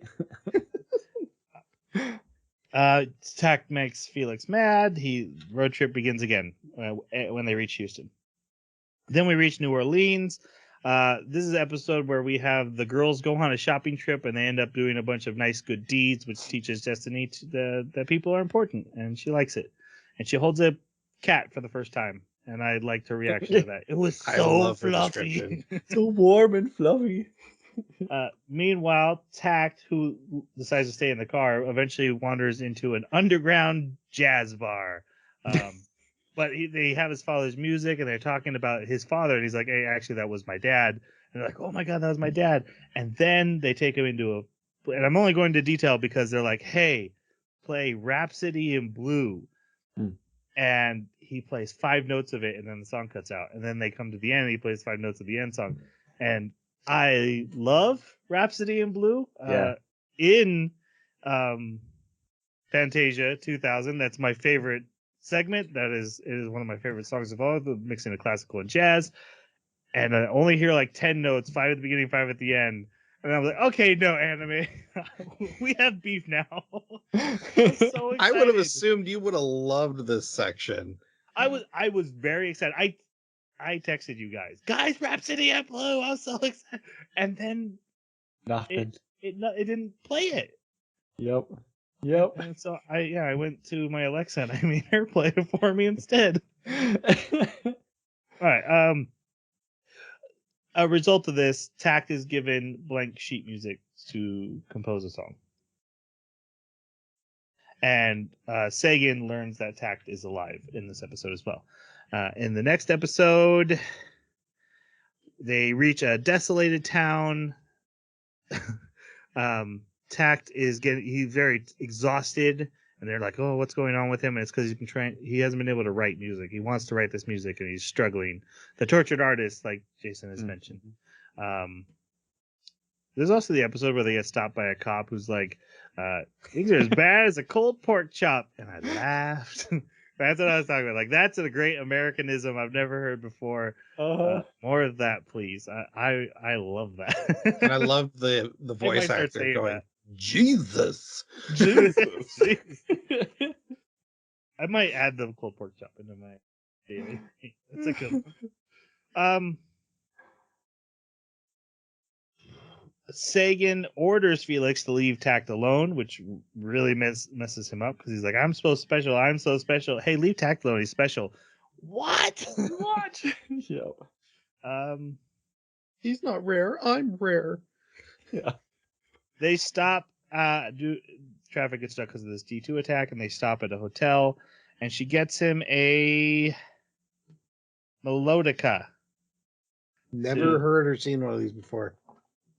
Basically the same as an accordion, but you blow in it, right? Instead of pumping the air. Mm-hmm. To help him use to write his song.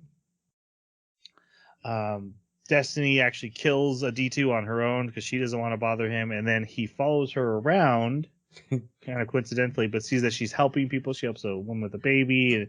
And he learns that the melodica actually got from her. Yeah.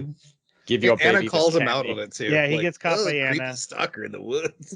But then they have the conversation about how much Destiny's grown, which, guys, we're getting it. You don't need to call it out when your characters have growth. We can see. We are paying attention.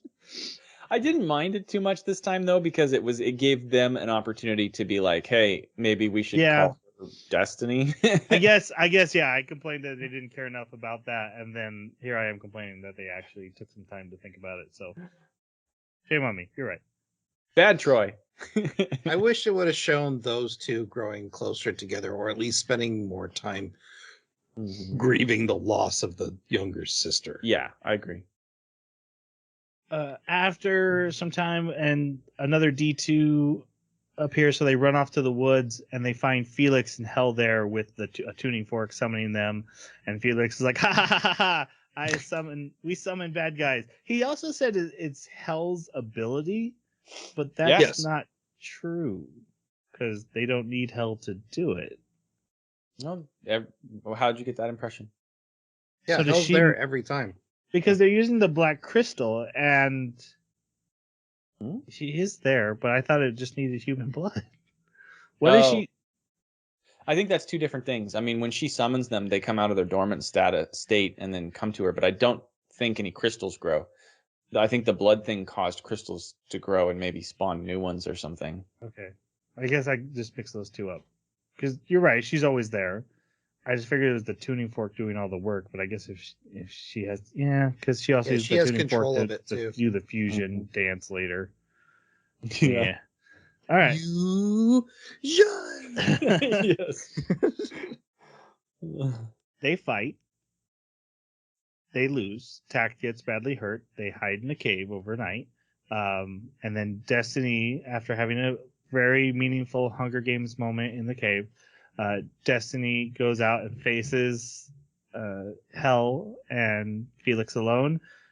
But Takt shows up anyway. And then Lenny also shows up with Titan, and they manage to have this great big battle and win.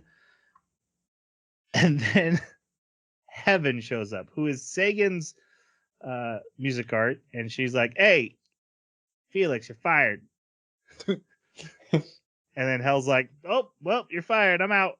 And she goes off with Heaven back to Sagan, who's her actual conductor, and Felix just like they just show him like being all pissy in the forest, and the next thing you know, he's in a padded cell. Yeah, he's in a sanitarium.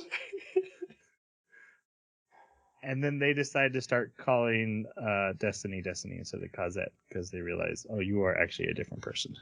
And we find out that Sagan's got control of heaven and hell. Uh-huh. Yeah. Uh-huh. All right, they reach New York, and they reach Anna's family. Also interesting that even 10 years ago, New York has been mostly untouched. Like, Yes. all the signs still work, all the buildings are still standing, commerce seems to be running just as normal. So yeah, it's a little suspect. Mm-hmm. I had issue with this scene when they reached the family, because I was like, oh, Anna found her family. And I'm like, oh, that's Cosette's family too. And the sister, whose name is Charlotte, that they call her a lot, her reaction is fine, because like she's obviously very aware of music arts and understands what's going on. She's probably ready for this. And you can see it's still like, oh, there's my sister, but she's not my sister, and I need to not treat her as my sister. Mm-hmm. But like the parents are there for like 5 seconds and are like, hey, Yeah.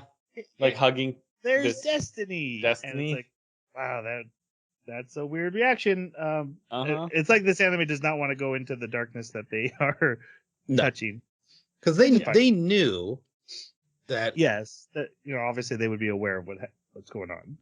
right. They Meaningful. knew before they even showed up in New York. But yeah, two parents see their who they presume is their dead kid show up, and yeah, so And know that it's someone else. Yeah. and just like no reaction, even though they know the information, like just the like very little reaction was kind of off-putting. Right. It skipped the beat so fast that I Yeah. was. Okay, I get why, but it is odd. I think the They- weird thing for me was the wheelchair, because I had been looking at the children's pictures. Like when we first get introduced to them, it's in that flashback, in episode 2, right? Where we find out that his dad died and we see the people at the funeral. And there's the 2 sisters there, these 2 redheaded girls. And the one with the ponytail was taller. So I assumed she was older. And so every time that I heard Anna talk, and I'm like, okay, Anna's ponytail girl from the pictures, that means she's the older of the 2. And there's only 2 there. So where the hell did Cassette come from? Is she actually her sister? For the longest time, I was like, Cassette's adopted, right? Like she's like a child, an orphan of this terrible tragedy that happened that she's decided to take her in as her sister, right? And then I was trying to figure out, so is Anna the oldest one? And who's this? Oh, wait, it's because Lottie was in the wheelchair back there in the picture too. That's why she was shorter. It took me forever, but this was like an entire subplot that I was following. Yeah, that was an emotional roller coaster we just went on with you. Yes. It bugged me for a long time. I could not figure out who these characters were. We learned so it started with like a scar on his hand, but now the damage from Destiny's fights has moved all the way up to his shoulder. On Takt, and he gets like red spread on his face and stuff sometimes, but now there's like this permanent scar growing. So they reveal like, hey, Destiny reveals this is much worse than he's letting us know, and so they study and they study Destiny, and Lot's like, yeah, I can't undo this. Really, you guys just need to stop fighting and live as long as you can, and we'll keep studying this, but just focus on living for now. And then we get a sequence where they go shopping and they eat a lot of candy, and then it turns into a date because Anna and her sister leave, so it's a date for Destiny and Takt. When they talk about what they're going to do without battling, they're going to listen to Beethoven's Fifth in the park and listen to an orchestra. And then Destiny hears the tuning fork again, and Lenny calls and he's like, yeah, you got to get out of New York, man. And then Takt's like, yeah, tell me the truth. And so they decide to meet up. They meet up at the park in New York to reveal the full truth about what happened 10 years ago. But Sagan shows up. He's like, yeah, I figured it out that you guys all know what's going on. So I was following your Twitter. Yeah. Don't post your secret rendezvous on social media. What are you doing? Yeah. Lenny. He talks to you guys. Yeah. And he has heaven and hell with him, so they have this big fight. And he also admits, like, oh yeah, I was totally behind the massacre in Boston 10 years ago, and I'm totally the bad guy here. Lenny, good job figuring it out. Then we have the scene where Takt, having collapsed again, is about to get shot, and Lenny takes the bullet for him. Somehow he can teleport. He teleports. Instant transmission into the Instead bullet. of pointing his baton at Heaven and having Titan shoot her. No, I'm going to teleport from across the field in front of this bullet. Anyways, I've said my piece. All right. And then so he plays his big moment, and we get a flashback that he was Takt's father's pupil. Had learned from him the basic, and they had been close friends too. It wasn't just like, I am your sensei. It was like, taught hey, him how to make pancakes. Yeah, you teach me how to make pancakes. I'll teach you how to make music. And that he had been there when. The only thing that's weird is like, why doesn't Takt not remember this guy who hung out with his dad all the time? That's odd.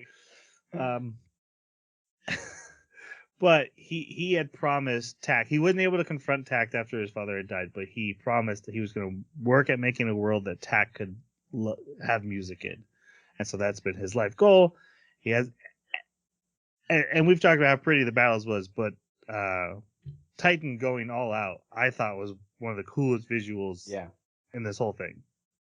It was dope, especially as she pulled out the second shotgun and it's just like taking no crap and beating down these two all powerful music arts. I love that sequence. There was one part in this backstory that really bugged me. He's in a suit after the attack. He's gonna go. He wants to apologize for something. I don't know why he wants to apologize. No reason to apologize. To Takt. And like no answer at the door. he hears music as he's like walking away, and so he like gets closer to the garage door and he hears the music, but then it stops. And then he hears a kid sobbing. He's like, you know what? Now's not the time to get involved. I was like, you really? Crying orphan This is a good sign. in a house alone, and you go, now's not the time. Maybe he couldn't hear him because it was soundproof garage. No, he wasn't sobbing loud enough. um, yeah. Also, so when the flashbacks start, Sagan starts with like, "You felt bad for what happened in Boston 10 years ago." I'm like, oh, like Lenny was in on it. They did Yeah. something in Boston that like they decided for the greater good. They were gonna do this to outlaw music or something, and accidentally, Kenji, Takt's father, had died. But no, he was just kind of around. He takes full responsibility. Yeah. And I get why he would feel bad. And I don't think it's an issue like he couldn't bring himself to face Takt. Obviously, he's taking a lot of responsibility that he shouldn't have. It doesn't make any sense for him, but I get what they're saying he's doing. I actually got emotional at this death scene. So the Sagan has to retreat because Heaven takes a huge blast. Well, I gotta Saving say help. one thing about the Titan sequence. Yeah. It's cool. It's beautiful. It's amazing. Why did he wait to do it until after he was doomed and going to die because he'd been shot multiple times? Why didn't he open with that? I hate it when they do this in these constantly. This happens a lot in anime where like I have an ace up my sleeve and I will always hold on to that ace until I'm about to die and then I will play it. Takt even called him stupid. Yeah. He Like, said, you're an what? idiot. Oh. As Oh, he's I dying was on the ground, so he's like, irritated. you are a fool. Yeah. And he was in this moment. Like, this was the stupidest thing he could have done. And he paid for it. But it was pretty.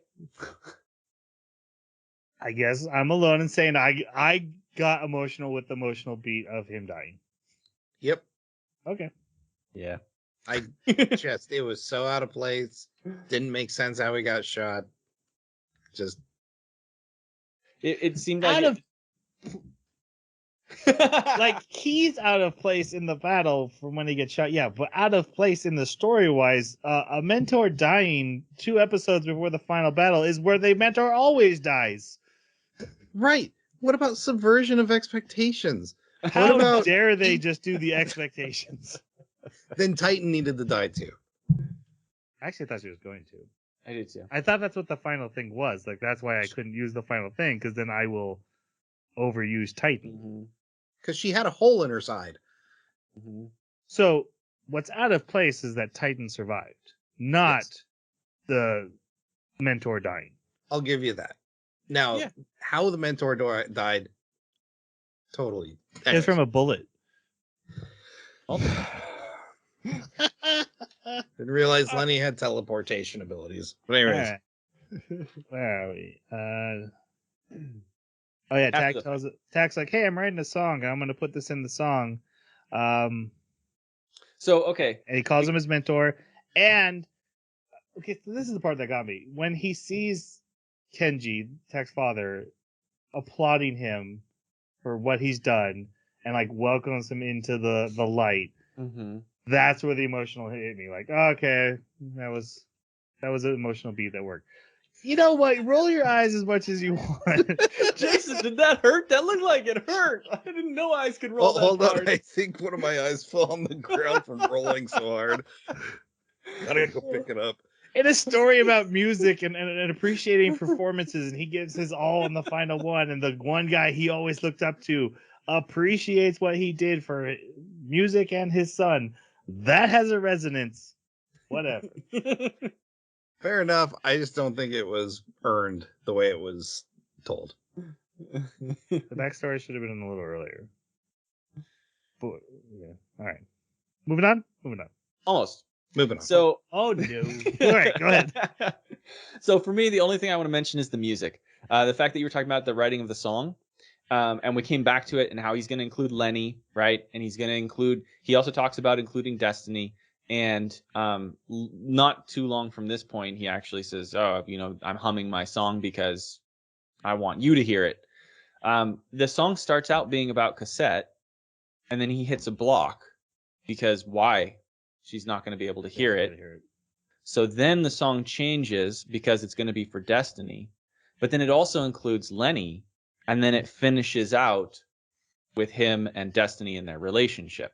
And if you watch the OP, that's exactly what happens. So I think the OP is the song he wrote, and that's pretty cool. I didn't recognize it when he hummed it, but I absolutely love that and hope you're 100% accurate. Yeah, I hope so. All right, so Lot is like, hey, we need to get these guys into cryo sleep like now. Takt and Destiny have to. This is probably the only thing we can do is put them into cryo sleep until we can figure out better ideas. How did they get out of cryo sleep? They never went in the cryo sleep. What are you talking about? She said we got to get them into it. Didn't she put them into it, or did she just? No, she's saying it's very important that we do it. And then Anna goes, okay, I'll go talk to them. I thought they were so injured that they had done that now. I will give you some credence there. The way they started that conversation, I assumed halfway through that conversation that they were currently in cryo sleep. That's where I was. And that we were going to have a time jump. But then Anna goes, yeah, I'll go talk to them. And I'm like, oh, okay. They need to do it. They're injured, but they haven't done it. I guess it would also not help that when Takt wakes up, it's like he's groggy and the news is talking about stuff that's happened. And he's like, what's going on? So, but what has gone on is that Hagen has stabbed his hand into the crystal, which is apparently not the first time because we saw him rub his glove and get a blood spot. So he's poked himself on the crystal before. He really but committed this time. Yeah, he goes all in crystal. Okay, a very Devil May Cry impalement. See, I told you the references are gonna be so dated now. The crystal then grows exponentially, burst through the whole building, and so Takt hears about it on the news, and Destiny's like, hey, my sisters are still there, we need to go. So they meet up with Titan. She's sneaking them in. Meanwhile, Anna and Lot are sneaking around. They eventually have to pull her out of her wheelchair and carry her around. They get caught by a D2. Valkyrie ends up saving them. I actually thought sister was going down. I thought they were heading towards that. I don't know if she's in the game.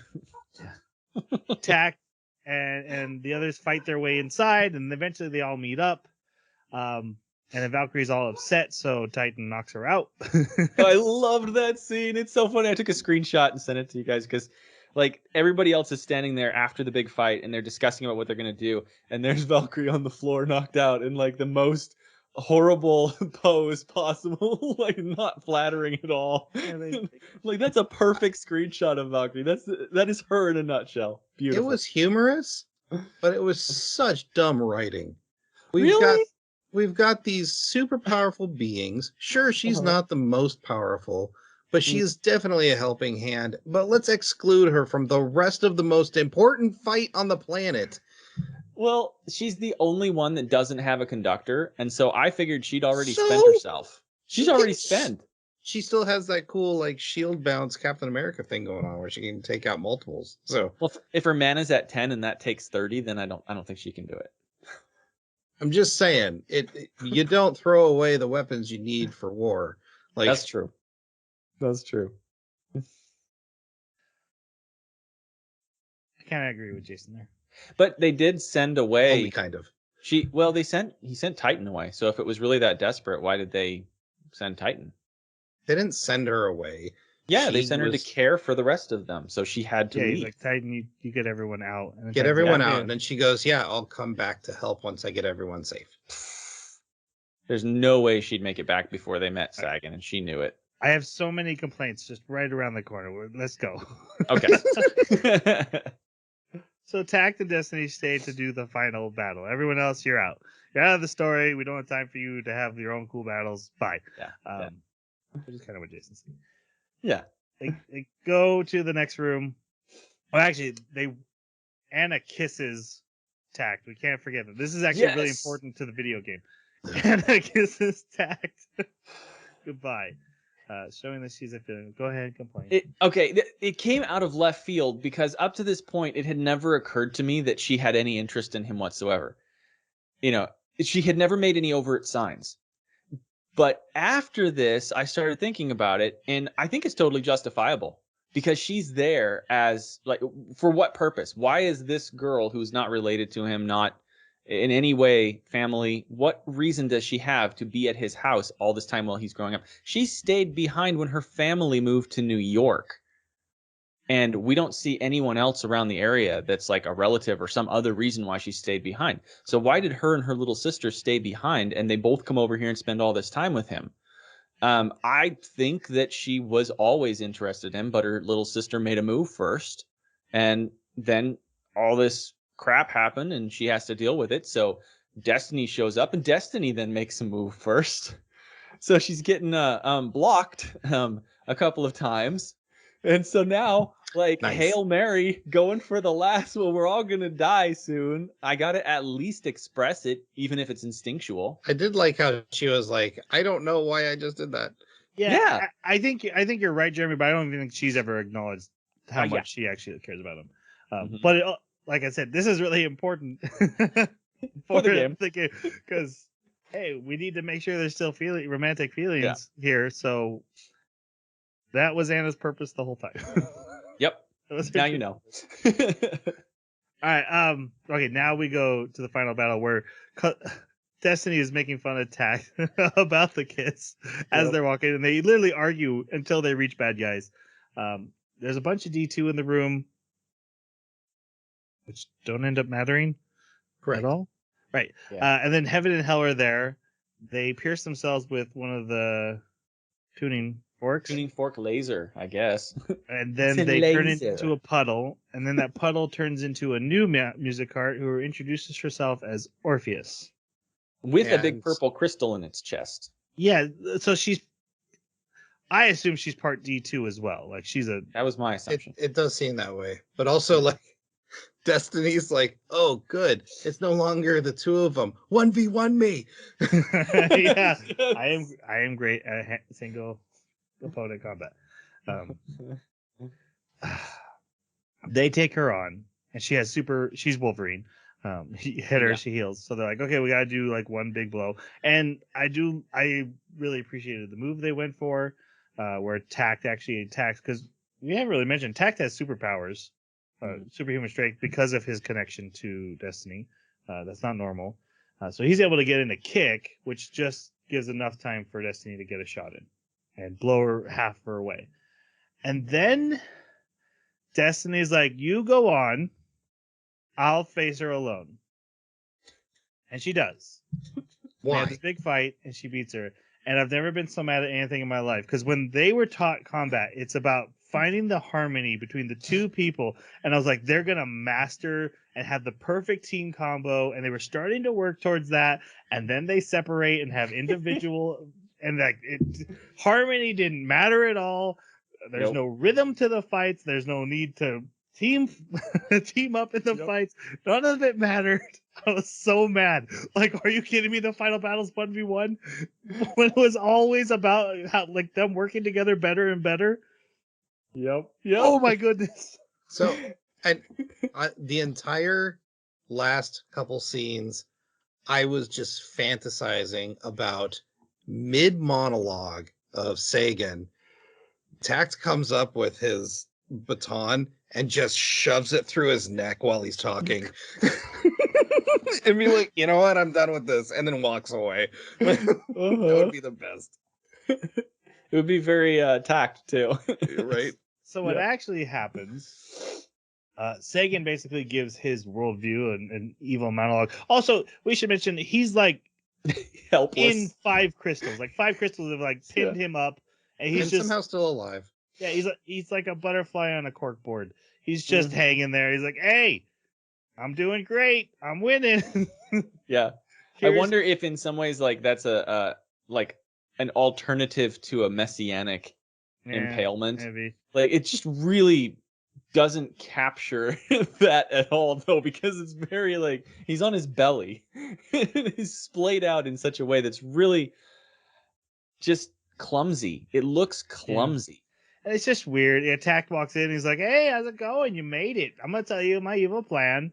How are you doing? I I have PTSD and I like Yep. martyrs, so we're gonna use North America for that. And then Takt's like, you're stupid. Music is the best. And Sagan's like, I hadn't thought of that. Good point. You win. And I'm like, wait, your argument had nothing to do with anything he said. He never even said music was bad. He's just like, hey, we have to do martyrdom to beat these guys. And you're like, hey, music though. It's good. Right, that's a thing. You win. I hadn't thought of music all this time. I didn't have to impale myself. Destiny Maybe his walked- mind was just blown by how off topic that response was. It's just his vulnerability now. I'd be like, yeah, but have you ever had peanut butter M&Ms? Oh, I got you. You didn't think of that. All right. That was super effective. Destiny walks in and they kill him. So this is the end of my complaints. Like I was just like Jason. I'm dumbfounded by the bad guys' plot. This whole final battle has just felt wrong. They're not playing. He even says this is my ode to joy. I'm like, oh, they're gonna play ode to joy. They don't. They don't play ode to joy. Couldn't get the rights or something, I guess. All right. So I have another complaint since we're airing all our grievances. Yeah, let's do it. Okay, my complaint is how the fight shifts from swordplay to fisticuffs and just open outright brawling. And the now healing all stops. and now all of a sudden Destiny is just so incredibly outclassing Orpheus.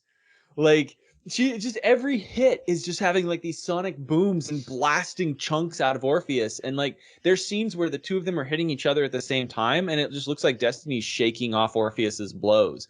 And in every way, this fight, Orpheus has outclassed her. It has required desperation. It's even required the intervention of Takt to come in and distract Orpheus in order for her to get in a blow that would actually, cripple her for a short time. So all this exchange of blows was arguments made manifest through physical combat. Like, my argument is, you're not doing this to save the world. Punch. You're doing this because you love that guy. Punch. Because I'm right, my punch lands and it does more damage. And you gave up on him. Punch. Blow out your guts.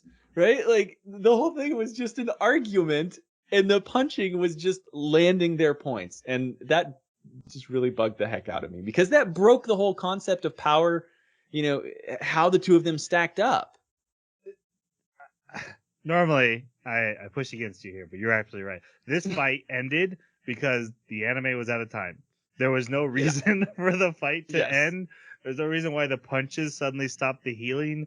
It's just like, hey, we have like 6-minute runtime left, so you Finish die up. now. Honestly, there was no reason for this fight, because in reality, once they blew her in half, they should have both left and gone for the bad guy. Yes. Also, there should have been a conductor. Like I said, there should have been a 2-on-2 battle where, hey, we are just in better harmony than you, Yes. and that actually mattered. And then I'd be pushing back against Jeremy. Like, no, that was the whole point of the anime, is them getting in sync and finding that harmony. It's okay, their feelings connected, and the emotion mattered. But nope, 1v1. Didn't happen. So, and then the crystals just disappear. Yep. Yeah. And the D2 just die. Not all of them, just the ones that were made for this. And the crystals just start falling apart. One falls on top of Orpheus. They all like shattered a little dust, but this one still falling very solid, lands on her face. We're really mad at Orpheus. Also, why killing him makes all the crystals dissolve? Yeah. Yep. All right. So Doesn't then really make sense. we got to get to an ending. And I do want to talk about this ending scene, because as much as I've harped on everything that's happened, I like this ending scene. Yeah. I thought it was beautiful. They're laying on the beach together. It looks like they're holding hands, but because she exists, his arm isn't there. So She she's could have holding. transformed at any time. Yeah, she could. Nah, it's more beautiful this way, and I don't think she Yeah. can. I think we're at the limit.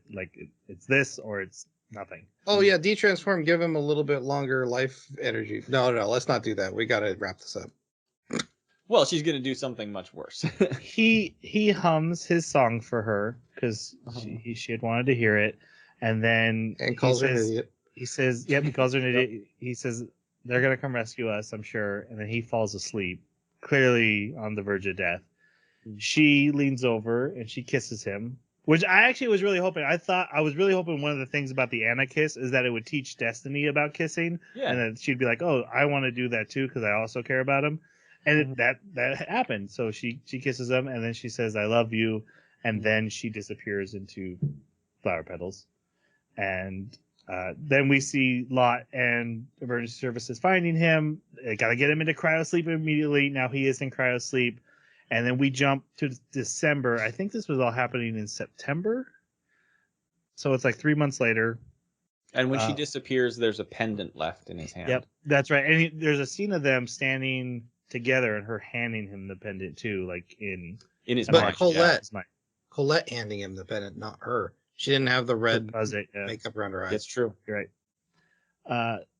And so there. So then we come a couple months later. Anna is now in the Symphonica. She's cut her hair and she now wears the pendant. And they're talking. She's talking about how she needs to stay busy until Takt returns from the cryosleep, and then she walks away holding the pendant. Credits play, coming for an after credit scene, and as she's walking, she's I forget what she says, but then she turns into Destiny. Which what? Yeah, it kind of breaks all the rules. It does, but Destiny did in the first place anyway. Yeah, it's true. Leaving behind an artifact that carries all of Destiny's powers. And from what I was reading, because I looked up like game wiki information just to see what people are saying about it. I did the same. Yeah, and what I saw a lot of was people saying that this version of Destiny is just Destiny's powers. It's Anna. It's not Destiny. So now we have Destiny's a true gone. magic girl. Like she can actually transform into. She's a conductor who can transform into a music art. One who so far has displayed no interest or ability with music. Right. Or interest in joining Symphonica. And if you look at the screenshots, if you Google Takt Op, it's clearly the Anna haircut. She has new haircut in this end scene, and it's clearly that Anna that it looks just like Destiny, but it's the Anna Destiny that's the main screen. So I'm guessing you're coming back as Takt, who is now going to have to work with Anna, which is why they had to put feelings for him, in that character, to get ready for the video game. Yep, I think you're right. And I think it's sad because it feels tacked on. Tacked. See what you did there. Yeah. They should have they could have woven this in sooner, I think. There could have been a little bit more play between, Anna and Cassette at the beginning. I think I like the story beat, but I do think I agree that, and also it feels a little cheap to just be for the game. I kind of like this for Anna, like, hey, I found some agency and I'm going to start being a fighter too. And now, thanks to the sacrifices, the martyrdom that was so important, I now have a power that I can help with. But then to just find out, like, oh, yeah, but we needed to have it set up for the video game. And this was all just to put everything into place. Yeah. And I'm wondering if maybe it was just her destiny. Oh, see what you did there. Come on, Troy. Nope. Too many puns. We're just full of it. One of the other things that I'm curious about is that pendant. Does it just work for anybody, or does this harken back to when Lot was talking about how there was a genetic predisposition that the two of them had, where they had like this alpha youth compatibility? Is what she called it. And then she said, oh, you don't, I'm not going to go into the technicality. You don't want to hear about the technicality. And I was like, don't you assume? Right? I was so upset. Yeah. I think everyone who listens to this podcast, if they watch that scene, was thinking about you, Jeremy. Yeah. Tell me now. I did. We are not leaving this scene until you tell me. I was like, Jeremy probably had a notebook, was ready. I was. I actually do.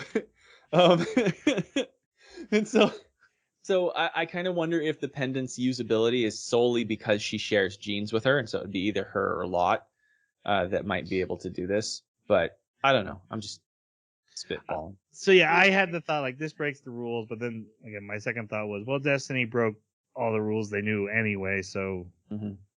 I don't care anymore. Mhm. All right, let's go to our final review.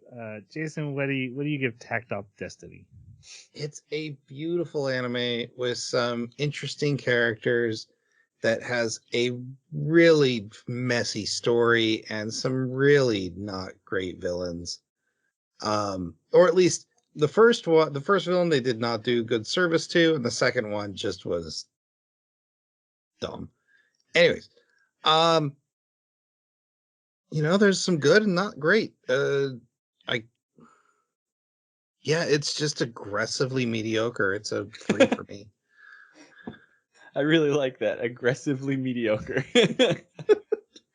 um so I kind of wanted to give it a 4 when we started tonight, but after everything we've talked about, I gotta agree. It's a 3.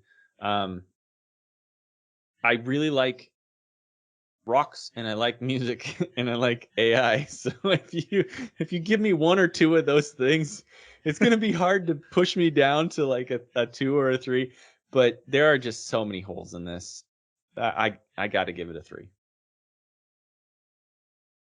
I'm gonna go with a 3 as well. Beautiful fights. I thought the emotional beats worked better than these guys did, and had felt my own emotions going along with the story. Really, my biggest issue, I would have fought harder for this if it had been for the missed opportunities. That final battle was just offensive to me. What it should have been and what it was. Man, can you just imagine like a final anime battle where they're teaming up and playing Ode to Joy at the same time, and as the notes are hitting the crescendo, they're just wrecking Orpheus into those same super punches, but to the beat. That would be awesome. That'd be so cool. Yep. Actually, if we had gotten more Rhapsody in Blue in there, and then that was their final battle song, yeah, that Okay, Rhapsody in Blue is not a battle song. Yeah. They'd be having too much fun. But yeah, so I can see why a lot of people would like it, especially on the visual. If you are a visual anime watcher, like you get your cake here. This is what you're looking for, and I definitely enjoyed the visuals. There's just some deeper stuff that I was hoping for that in an ad for a video game I probably should have not expected. All right, again, our next anime is going to be 86. Episodes 1 through 11. Keep an eye on our Twitter at Baka Podcast, and also leave a comment there if you want to let us know what you thought about Takt Up Destiny, what you liked about it, what didn't work for you. Maybe the songs there were actually better than I thought, and I don't know classical music as well. Maybe I'm just a pleb. So let us know if that's the case. Oh, and you can reach out to us on our website, theanimebakaclub.com. There's a contact page, and you can let us know your thoughts there, or leave a comment wherever you found the podcast. It usually gets back to us, we think. And we'll be sure to reach out. Again, thank you guys for waiting for us to come back from hiatus. And obviously, we're a little out of practice with the time of this, but we had a lot of fun coming back together, too. So thank you to both my co-host and to all our listeners. We very much appreciate you. And I think it's time to say goodbye. Thanks so much for listening. We will see you next time. Sayonara.